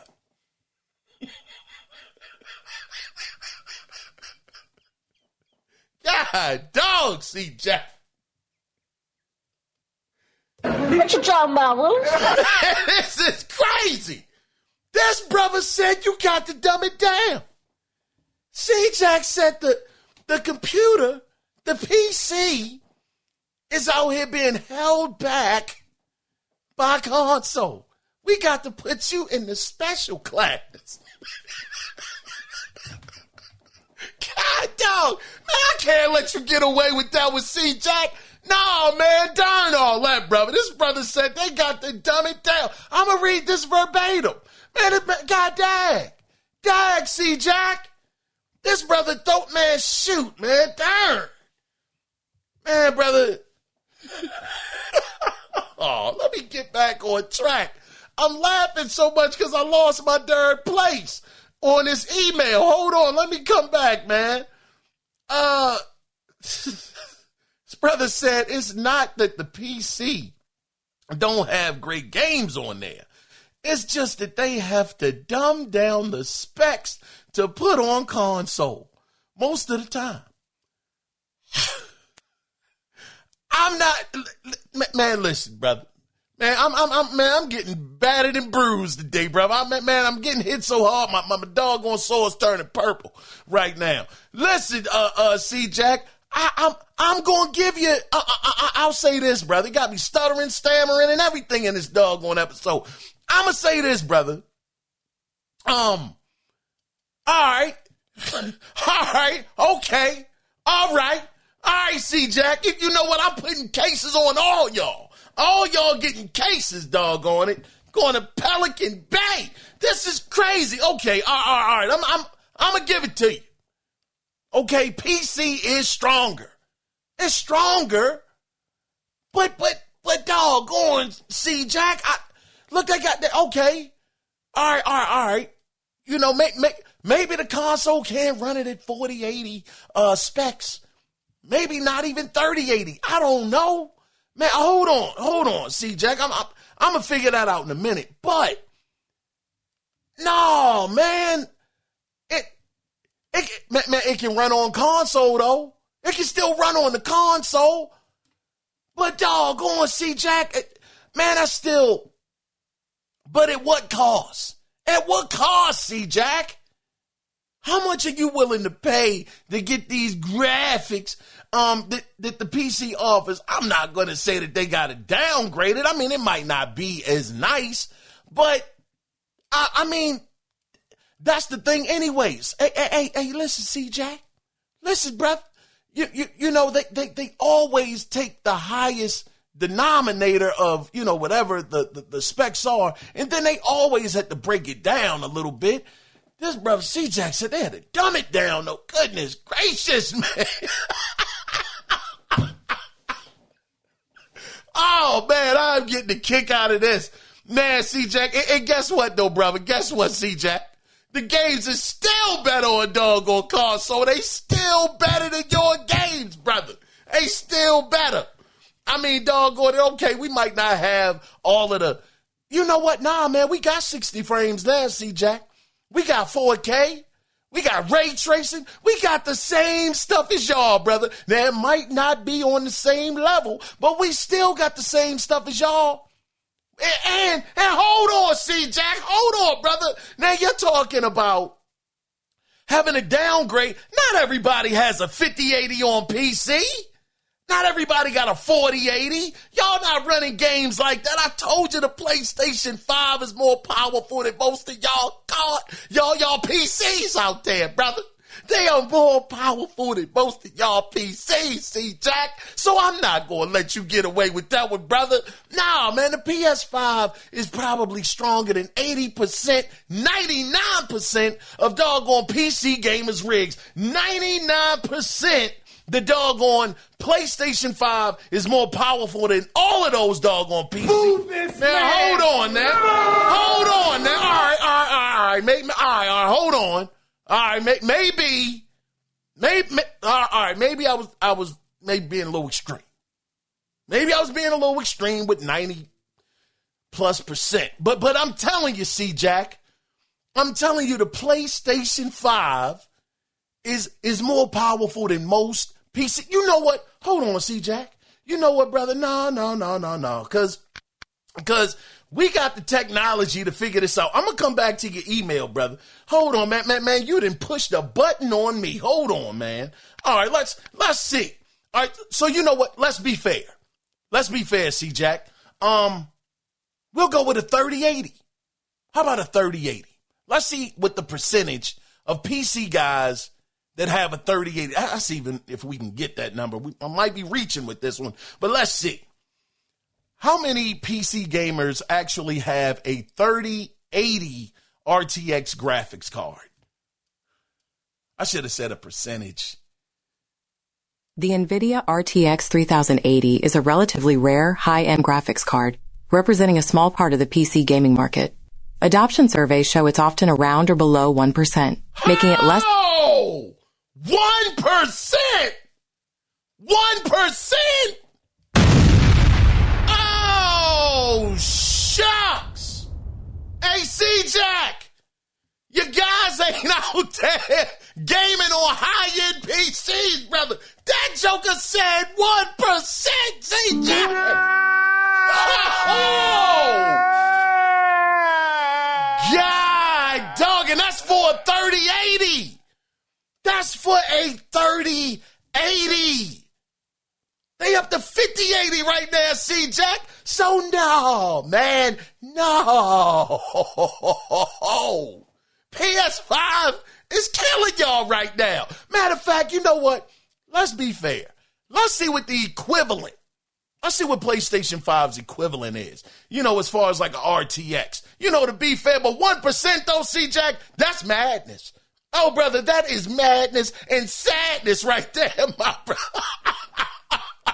Hold on, man. Let's see what the PS5 is. Let's see what it's how can I say equivalent to when it comes to an RTX. What would the PlayStation 5 be equivalent to as far as a RTX graphics card would go?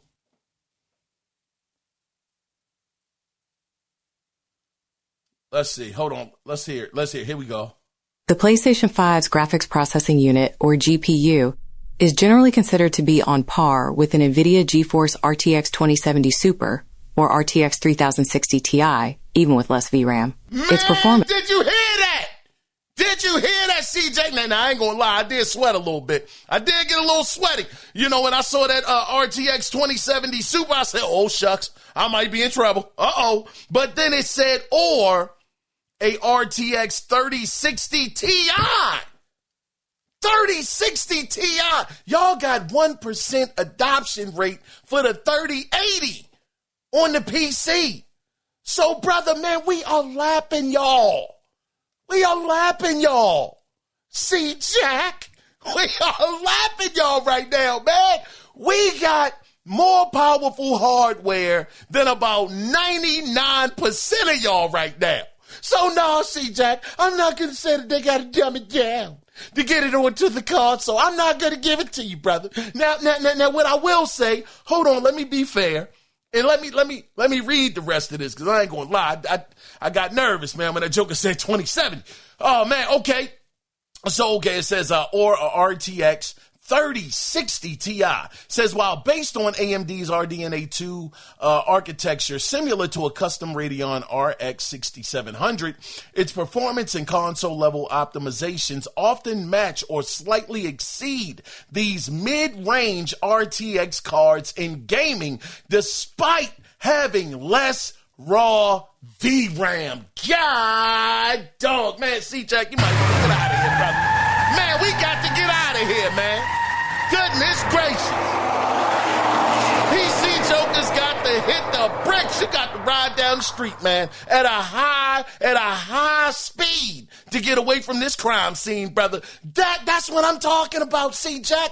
I can get this performance as much as y'all can right now in the doggone PS5. And I don't have to pay the same amount of money as y'all. I ain't got to do it. That's the flex. That's the win, C-Jack. Oh, man, I'm feeling so good right now, C-Jack. This brother tried to insult my console brethren. My goodness, C-Jack, man, the disrespect, my brother. Oh, man, let me keep going with your email. I had to double check that, brother. Just wanted to see. All right, now, let's get to your email and finish this off. Let me see, hold on. He said, it's not that PCs don't have great games on there. Oh, yeah, that's when that bro said you got to dumb it down. He says, okay, it says, hold on, doggone. I'm going to have to read it. Pardon me for having to repeat myself here, but I got to. It says it's just that they have to dumb down the specs to put on console most of the time. I had to prove you wrong on that one, C-Jack. Now, let me continue. He says, can you imagine having to downgrade your game because the specs are too high for a console?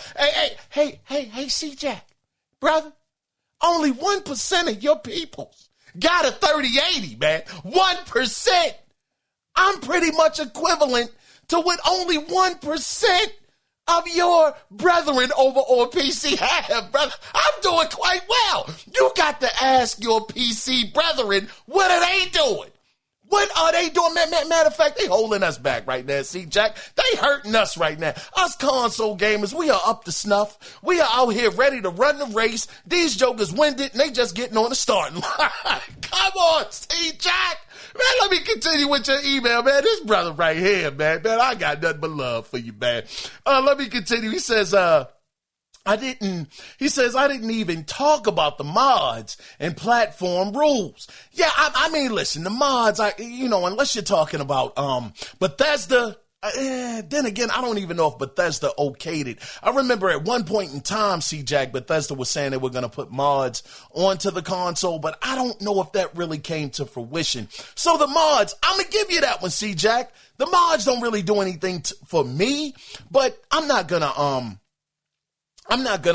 try to shoot that down as not being a cool feature. It's dope, man. And I think it's cool for the people that want to use it that you have that option. And unfortunately on console, we're a closed in platform, man. We're, closed to the outside world. So that's not possible. But I mean, that's cool though. That's all right. He says you can play through God of War and find some mods, and the game will be completely different and a whole new experience for the same game. I hear you, C-Jack, and I'm not mad at that, but I'm not impressed. I'm not impressed, C-Jack. Man, like I said, y'all done beat me down this whole doggone show. I had to fight back, man. But nah, seriously though, the mods, I'm sure it can change some things up. I've seen Grand Theft Auto being played with Incredible Hulk or Iron Man and things of that nature, but it don't move me, C-Jack. It don't move me, brother. You gotta give me something a little better than that, my brother. Just a little bit. He says, I know it might sound like I'm all about PC. It doggone sure does, man. It sure the heck does. He says, but I too think it's all about the experience. You're not wrong there. I agree with you right there, 100%. He says, all I'm going to say is a lot of people leave console and go to PC, but very little people leave PC and go back to console. God, dog. His brother said, do you feel me? Gee, man.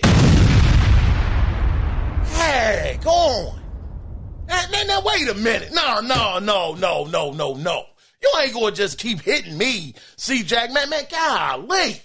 Man, we had almost 2 hours doing this podcast. We ain't never had a listener feedback this long. Man, listen, C-Jack, you know what I think it is? No, I don't think that people go to PC and don't go back to console. I think most people have a PC and a console. I think that they know bare minimum. They got at least a Nintendo or a PlayStation. I can guarantee you, man. Come on, C-Jack. Most people got both. I mean, I don't have both. I'm gonna be honest. I don't have two, but I am sure most people have console and a PC because there are gonna be certain games on console. Now, granted, again, PlayStation is allegedly, according to reports from Jason Schreier, they're taking their games off of PC. And y'all remember hearing about that launcher that it's been rumored earlier this week that they're supposed to be bringing to PC. I don't even, you know what? Hold on, C-Jack. I want to check that too. Because the only reason why I was bringing up, I think most people have both. is because, like you said, C-Jack, and just being real with you for a minute. I've been joking with y'all this whole show because I really, really love hearing y'all thoughts, and I just love the back and forth banter. None of this is to be taken serious. You know, it's all in great, great fun, my brother.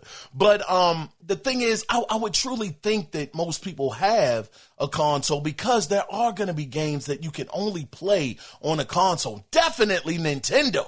We know Nintendo ain't giving up the ghost on nothing right now at all. And I don't think they ever will.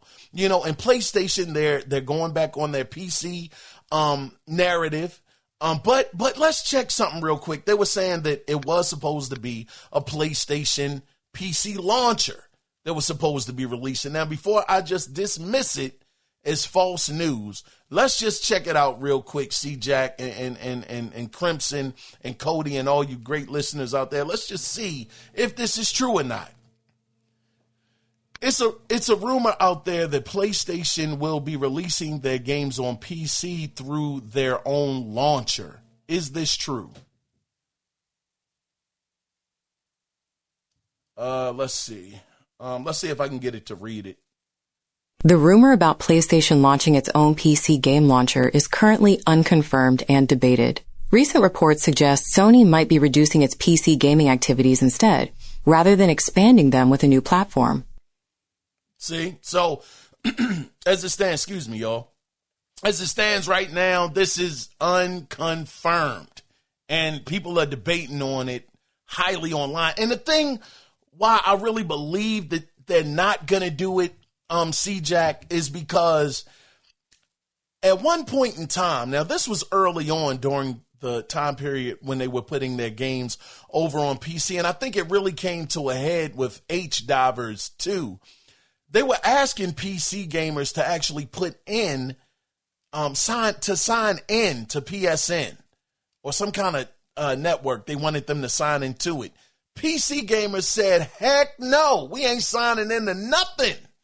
If you want your games over here, then you're gonna have to have them play the way we want them to play. So if you want us to go through this sign-in process over on PSN, we ain't doing it. And we just won't play your games. So take that and do what you will with it. And PlayStation was like, dang, okay, well. And to be fair, I mean, just to give a little bit of grace with that, not every market actually has PSN either. Like, it was certain territories where PSN was not available. So, well, I don't know if it was PSN, but they had to sign in. I believe it was PSN, where it was some territory, C-Jack, they couldn't sign into it. So it was non-existent, and that was starting to make problems. So I think that coupled with the PC crowd just being so vehemently against signing in to PSN, they just dropped the whole thing. But I think that for PC guys to believe that PlayStation would do something like this again, where you would have to sign into their store to buy their games on PC, I don't think they're going to do that.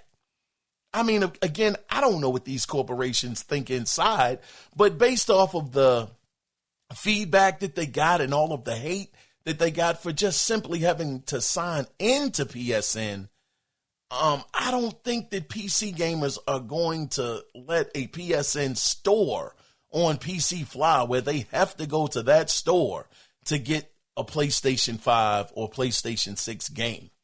I just don't think that. I think that PC gamers, they love Steam. Even Epic Game Stores having an extremely hard time over there on PC. And they're giving away games for free. And they're not doing well. They have Fortnite. These are the jokers that have Fortnite. And they're having a hard time existing.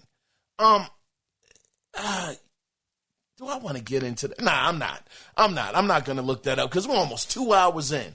But yeah, so I just don't think that's going to be a situation that they're going to do, you know, just based off of the results that they had earlier on. But C-Jack, I know you sent me something else here, brother. man, we probably ain't never going to have another episode like this. I'm relishing in this doggone episode because this is the absolute longest listener feedback that we have ever had. Almost 2 hours. Man, this is crazy. Let me see. C-Jack, did you send me another voicemail? Let me see if this one is it. Let's see. What's going on, T? This is your boy C-Jack, man, at work. Just going in and giving some feedback, man. How you doing, man? Man, so I kind of agree with you, man. I feel like the PlayStation, I feel like it hasn't pushed itself to the max quite yet. Now, I'm going to tell you, the game that when I saw it, I'm like, yo, we are on a new generation. It was that Ratchet and Clank, man. When I saw that Ratchet and Clank, I was like, man, this is different, man. Hey, that Ratchet and Clank was crazy, man. That joint was insane. Yeah, that joint was hard, man. I remember AC Jack. That was one of the first games I played on the PlayStation 5 outside of, I believe, Astrobot. Because Astrobot, it came with the PlayStation 5. But when I played that Ratchet and Clank, I'm going to tell you, man, C Jack, I was so engulfed. I was enthralled. I felt like I was like 14 or 15 years old again. And the reason why I felt that way was because it took me back to Toy Story. And I remember when Toy Story first came out, all of us, every gamer out there, I know I couldn't have been the only one that thought one day games are gonna look like this. It might take forever, but one day we are gonna hit this pinnacle and games are gonna look like Toy Story. I remember when I saw Toy Story, man, it just had such an impact on me. And even after Toy Story, it was a Saturday morning cartoon that used to come on that was called Reboot. Reboot was hard too. I mean, the graphics and everything were dope. It wasn't quite as good as Toy Story, but it was still really well done. And I used to love looking at that cartoon, just imagining games actually looking like that one day. So when Ratchet and Clank Rift Apart, when that game came out, it took me right back to that time, C-Jack, when I first saw Toy Story. And man, listen, brother, these games be having me shedding tears every now and again. I'm talking about Mario done had me shedding tears, doggone it. Now Ratchet and Clank Rift Apart. And it was only a tear-shedding moment, man, because I was so grateful at that moment, C-Jack. I was just so grateful to be alive, to see the evolution of gaming really get to this point. Now, Ratchet and Clank on the PlayStation 4, that was like right there at Pixar level. I mean, it was right there. But when you see Ratchet and Clank Rift Apart and all of the particles, all of the different moving parts, like all of the bolts that just splat out everywhere, it was just, it was remarkable.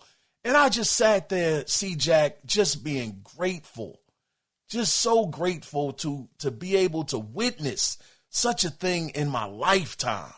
Because at that time, being 15, I think it was around like 15 years old when Toy Story came out, maybe 16.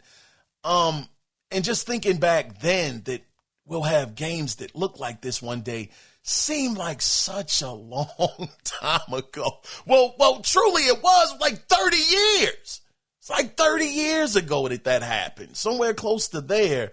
And to still be alive to see it happen in real time and to be able to actually control the game, brother, it just hit different, C-Jack. It really, really did. It touched me, man. It was like, almost like a side mission, not even a side mission. This was like a main mission, being complete. And it just took so long to get there, but just to be able to see it happen, I just felt very, very just grateful, man. Just very grateful. I know some people may think that probably sounds corny or whatever, but I was like, man, thank God. I actually lived to see this day. It really hit me, man. It did. And, to your point, yeah, I still think we got a lot left under the hood with the PlayStation 5. I really think that we have something here. I know that it was just something I was listening to today, C-Jack. I think it was, I don't want to say the name because I might be wrong on the information, so I don't want to put false information on a person. But I'll just say that I was looking at a video today, and the person was saying that they don't know if the series, the Helix, Project Helix, is actually going to literally come out next year. They don't know. It might slip into possibly 2028 sometime. And all I could say to that was, well, good, because I think we're finally just about to start hitting the pinnacle of what these consoles can do. And I'll include the Xbox Series X in there. I mean, as long as they just leave the S alone, don't let the S hold back what the X can do, I think that we can see remarkable things actually happen in this last 2 to 3 years of this console generation. So I'm definitely with you. Seeing games again like and I named them, so I don't want to rename them, but just the various games that have released on PlayStation 5, this generation. Even, like I said, Spider-Man 2 might not be my favorite in the franchise, but it was sure gorgeous to look at. Just a beautiful, beautiful game to look at, man. So that was just a couple of years ago that came out. So now they understand the technology even better. I can't wait to see what Wolverine is going to look like. And I know that show has to be coming up soon, C-Jack. I know it does. So I'm looking forward to that. I'm sure all of us are looking forward to it. Just being fans of gaming at the end of the day, I know that we're all looking forward to seeing what they can do with that. But C-Jack, I think you sent one more voicemail, and you're going to take us out, my brother. You're going to finish the show. Here we go. Whoa, Keys, what's going on, boy? It's your boy, C-Jack. My bad, man. I had one question for you, man. Hey, so I was thinking about getting Horizon Zero Dawn for Spider-Man 2, man. And we were just talking about graphics, and I'm interested to see what would you get first out of Spider-Man 2 and Horizon Zero Dawn? And I mean, you can put gameplay in it, but I'm just saying graphically, which one would you get? Sheesh. C-Jack, God dog, brother. Man, you've been hitting me with some tough stuff this doggone episode. And pardon me, it sounds like it sounds like my microphone is popping a little bit. So pardon the hissing noise. I really do apologize. I don't know what happened. All right, I'll just get through it. C-Jack, which one is better? Graphically, Horizon? Well, Horizon Zero Dawn is a little different. I don't know, though. If you get that upgrade on there, oh, man, that upgrade looks beautiful. Versus Spider-Man 2? Oh, God. Oh.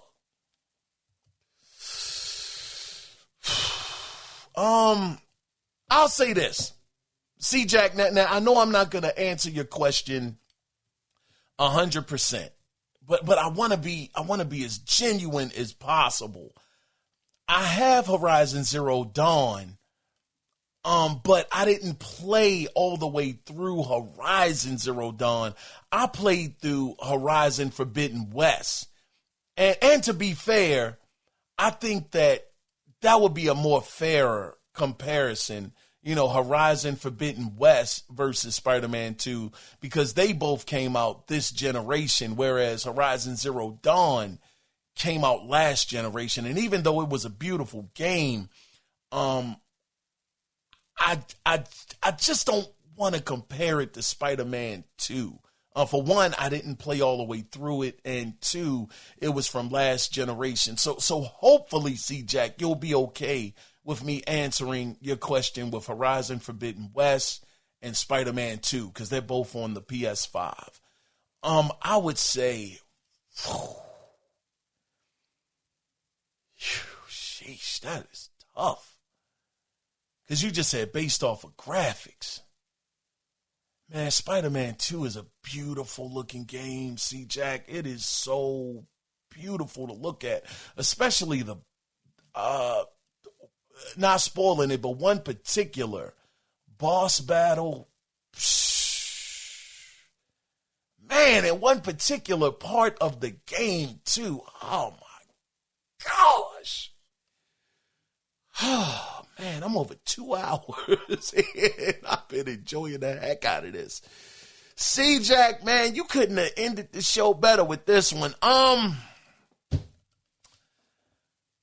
If I have to pick one, I gotta go with Horizon Forbidden West. And I'm gonna tell you why. Horizon Forbidden West has so many different environments, whereas Spider-Man 2, you're kind of in the city. You know, you're kind of, and I don't want to say confined to the city because the city is massive. But Horizon Forbidden West is equally, if not, I would say bigger.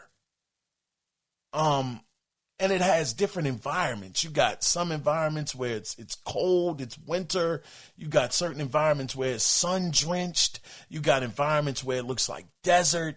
You got, man, you can go underwater, literally underwater, and find stuff. You can fly in the air. Now, granted, Spider-Man 2, you can, zip through the air. Literally, you can fly, in the air as well. But man, that graphical fidelity on Horizon Forbidden West, it is really, really top notch. That Decima engine is doing amazing things on that game right there. So I would have to give the edge to Horizon Forbidden West. Just the lighting, the faces, the environments, the size of the world. Now, hold on. Now, that's graphics though, but gameplay, oh man, and the boss fights in Horizon are insane at times. I just beat the Burning Shores, C-Jack, and man, that final boss fight, yeah, dog. Guerrilla Games is dangerous, C-Jack. They are dangerous. They are surgical with what they do. But if I had to go with gameplay, man, Spider-Man 2 to me probably has the better gameplay. Spider-Man 2 is dope. As many criticisms as I have about the game, it is a fire game. It's dope. It just fell short of the other two. And certain parts, mainly one particular part in that game really made the score plummet. Where they had you doing something way too many times. I'm not going to spoil what it was. But for some of y'all that played it, y'all probably know exactly what part I'm talking about. Where I was like, man, you could have just ended the game. If you didn't have much more left for the player to do, you should have ended it and the game would have been so much better for it. But, yeah, that Horizon, man, is dope. But so was Spider-Man 2. It's hard for me to, it's hard for me to decide that with C-Jack. It's hard, man. But you know what? I don't want to leave it undecided. Shoot, I'm going to have to give it to Horizon Forbidden West. That's my final answer. The game is gorgeous. The boss battles are epic. The environments are dope. I love the fact that you can be in the air on land and in the sea, and you actually can get down in the water and find stuff. It's not like it's very limited or shallow. The world is extremely massive in Horizon Forbidden West, especially when you get the DLC for Burning Shores. It opens up a whole different section on the map. So, yeah, I'm going to go with Horizon Forbidden West as my final answer, C-Jack. Man, oh, man. Well, y'all, this has been one for the ages, man. I wanna again, and man, you probably tell I'm just smiling so much right now. I just truly want to thank Cody Clark. I want to thank Crimson Phoenix, and I really, really want to thank. I just want to thank C-Jack as well. I just thank you three brothers for writing in, man, and you know, making this the longest episode of listener feedback that I've ever done. I just really, really appreciate you guys. And you know, I most certainly appreciate you, the listeners, as well, for tuning into this episode. I'm sure y'all probably looking at this like, man, over 2 hours. What the world was he talking about? You know, but this is why I truly, truly appreciate you guys writing in. It's just, man, it's just a small thank you for you guys taking the time out. And that's the thing. I don't want to just breeze through your emails. I don't want to breeze through your voicemails, you know, just like giving 1 or 2 minute answers. No, because y'all actually took time out of y'all day. Y'all took the initiative to write in something that you don't have to do. You took time to call in something that you don't have to do. So I just want to just let you guys know that I just want to spend that time, you know, with your emails and your voicemails to let you know that I really, really appreciate it when you guys, you know, do things like that. So I thank y'all. And again, the podcast, the regular podcast, I try to put a time limit on that. But again, since this is about y'all, you know, the supporters, the listeners, I don't want to, you know, try to cheap out on y'all, because without y'all, you know, this doesn't exist. It doesn't happen. So it's just my way of just saying thank y'all again, you know, for writing in and, you know, listening. I just, man, really, really, this is monumental, you know, so I just really appreciate all of y'all for being here, writing in and sending voicemails and being a part of the podcast, and you, the listener. Again, thank y'all so, so much for the incredible, incredible support. Thank y'all.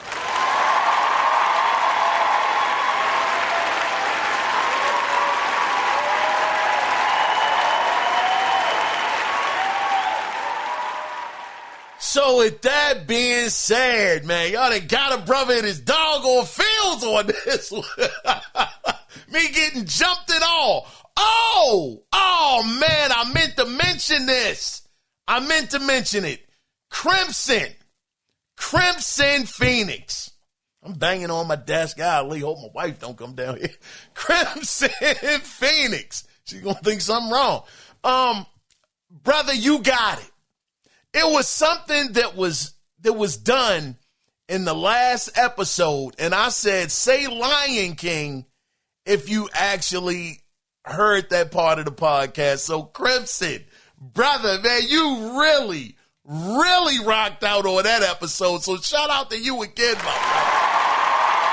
Dang, I meant to mention that earlier.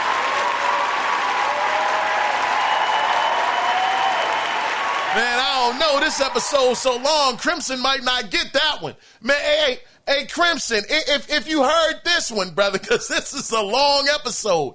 If you heard this one, if you heard me say that, I don't know, hit me back with something, you know, in your email that says, I don't know, shoot, what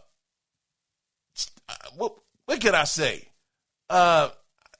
2026, I guess. I don't know. Yeah, just type in 2026 if you got this far in the episode. Matter of fact, if any of y'all got this far in the episode, say 2026 in your next voicemail or email. But anyway, guys, man, we will be back, though. This is the end of this episode, but we will be back on Wednesday. Well, we're going to go over the gaming news. Oh, man, Strauss Zelnick, just to let you know something, Strauss Zelnick might have given us the price of the next Grand Theft Auto, GTA 6. He might have revealed it. We will definitely talk about it on Wednesday. But until then, get on out there and play some games and enjoy yourself. See y'all on Wednesday.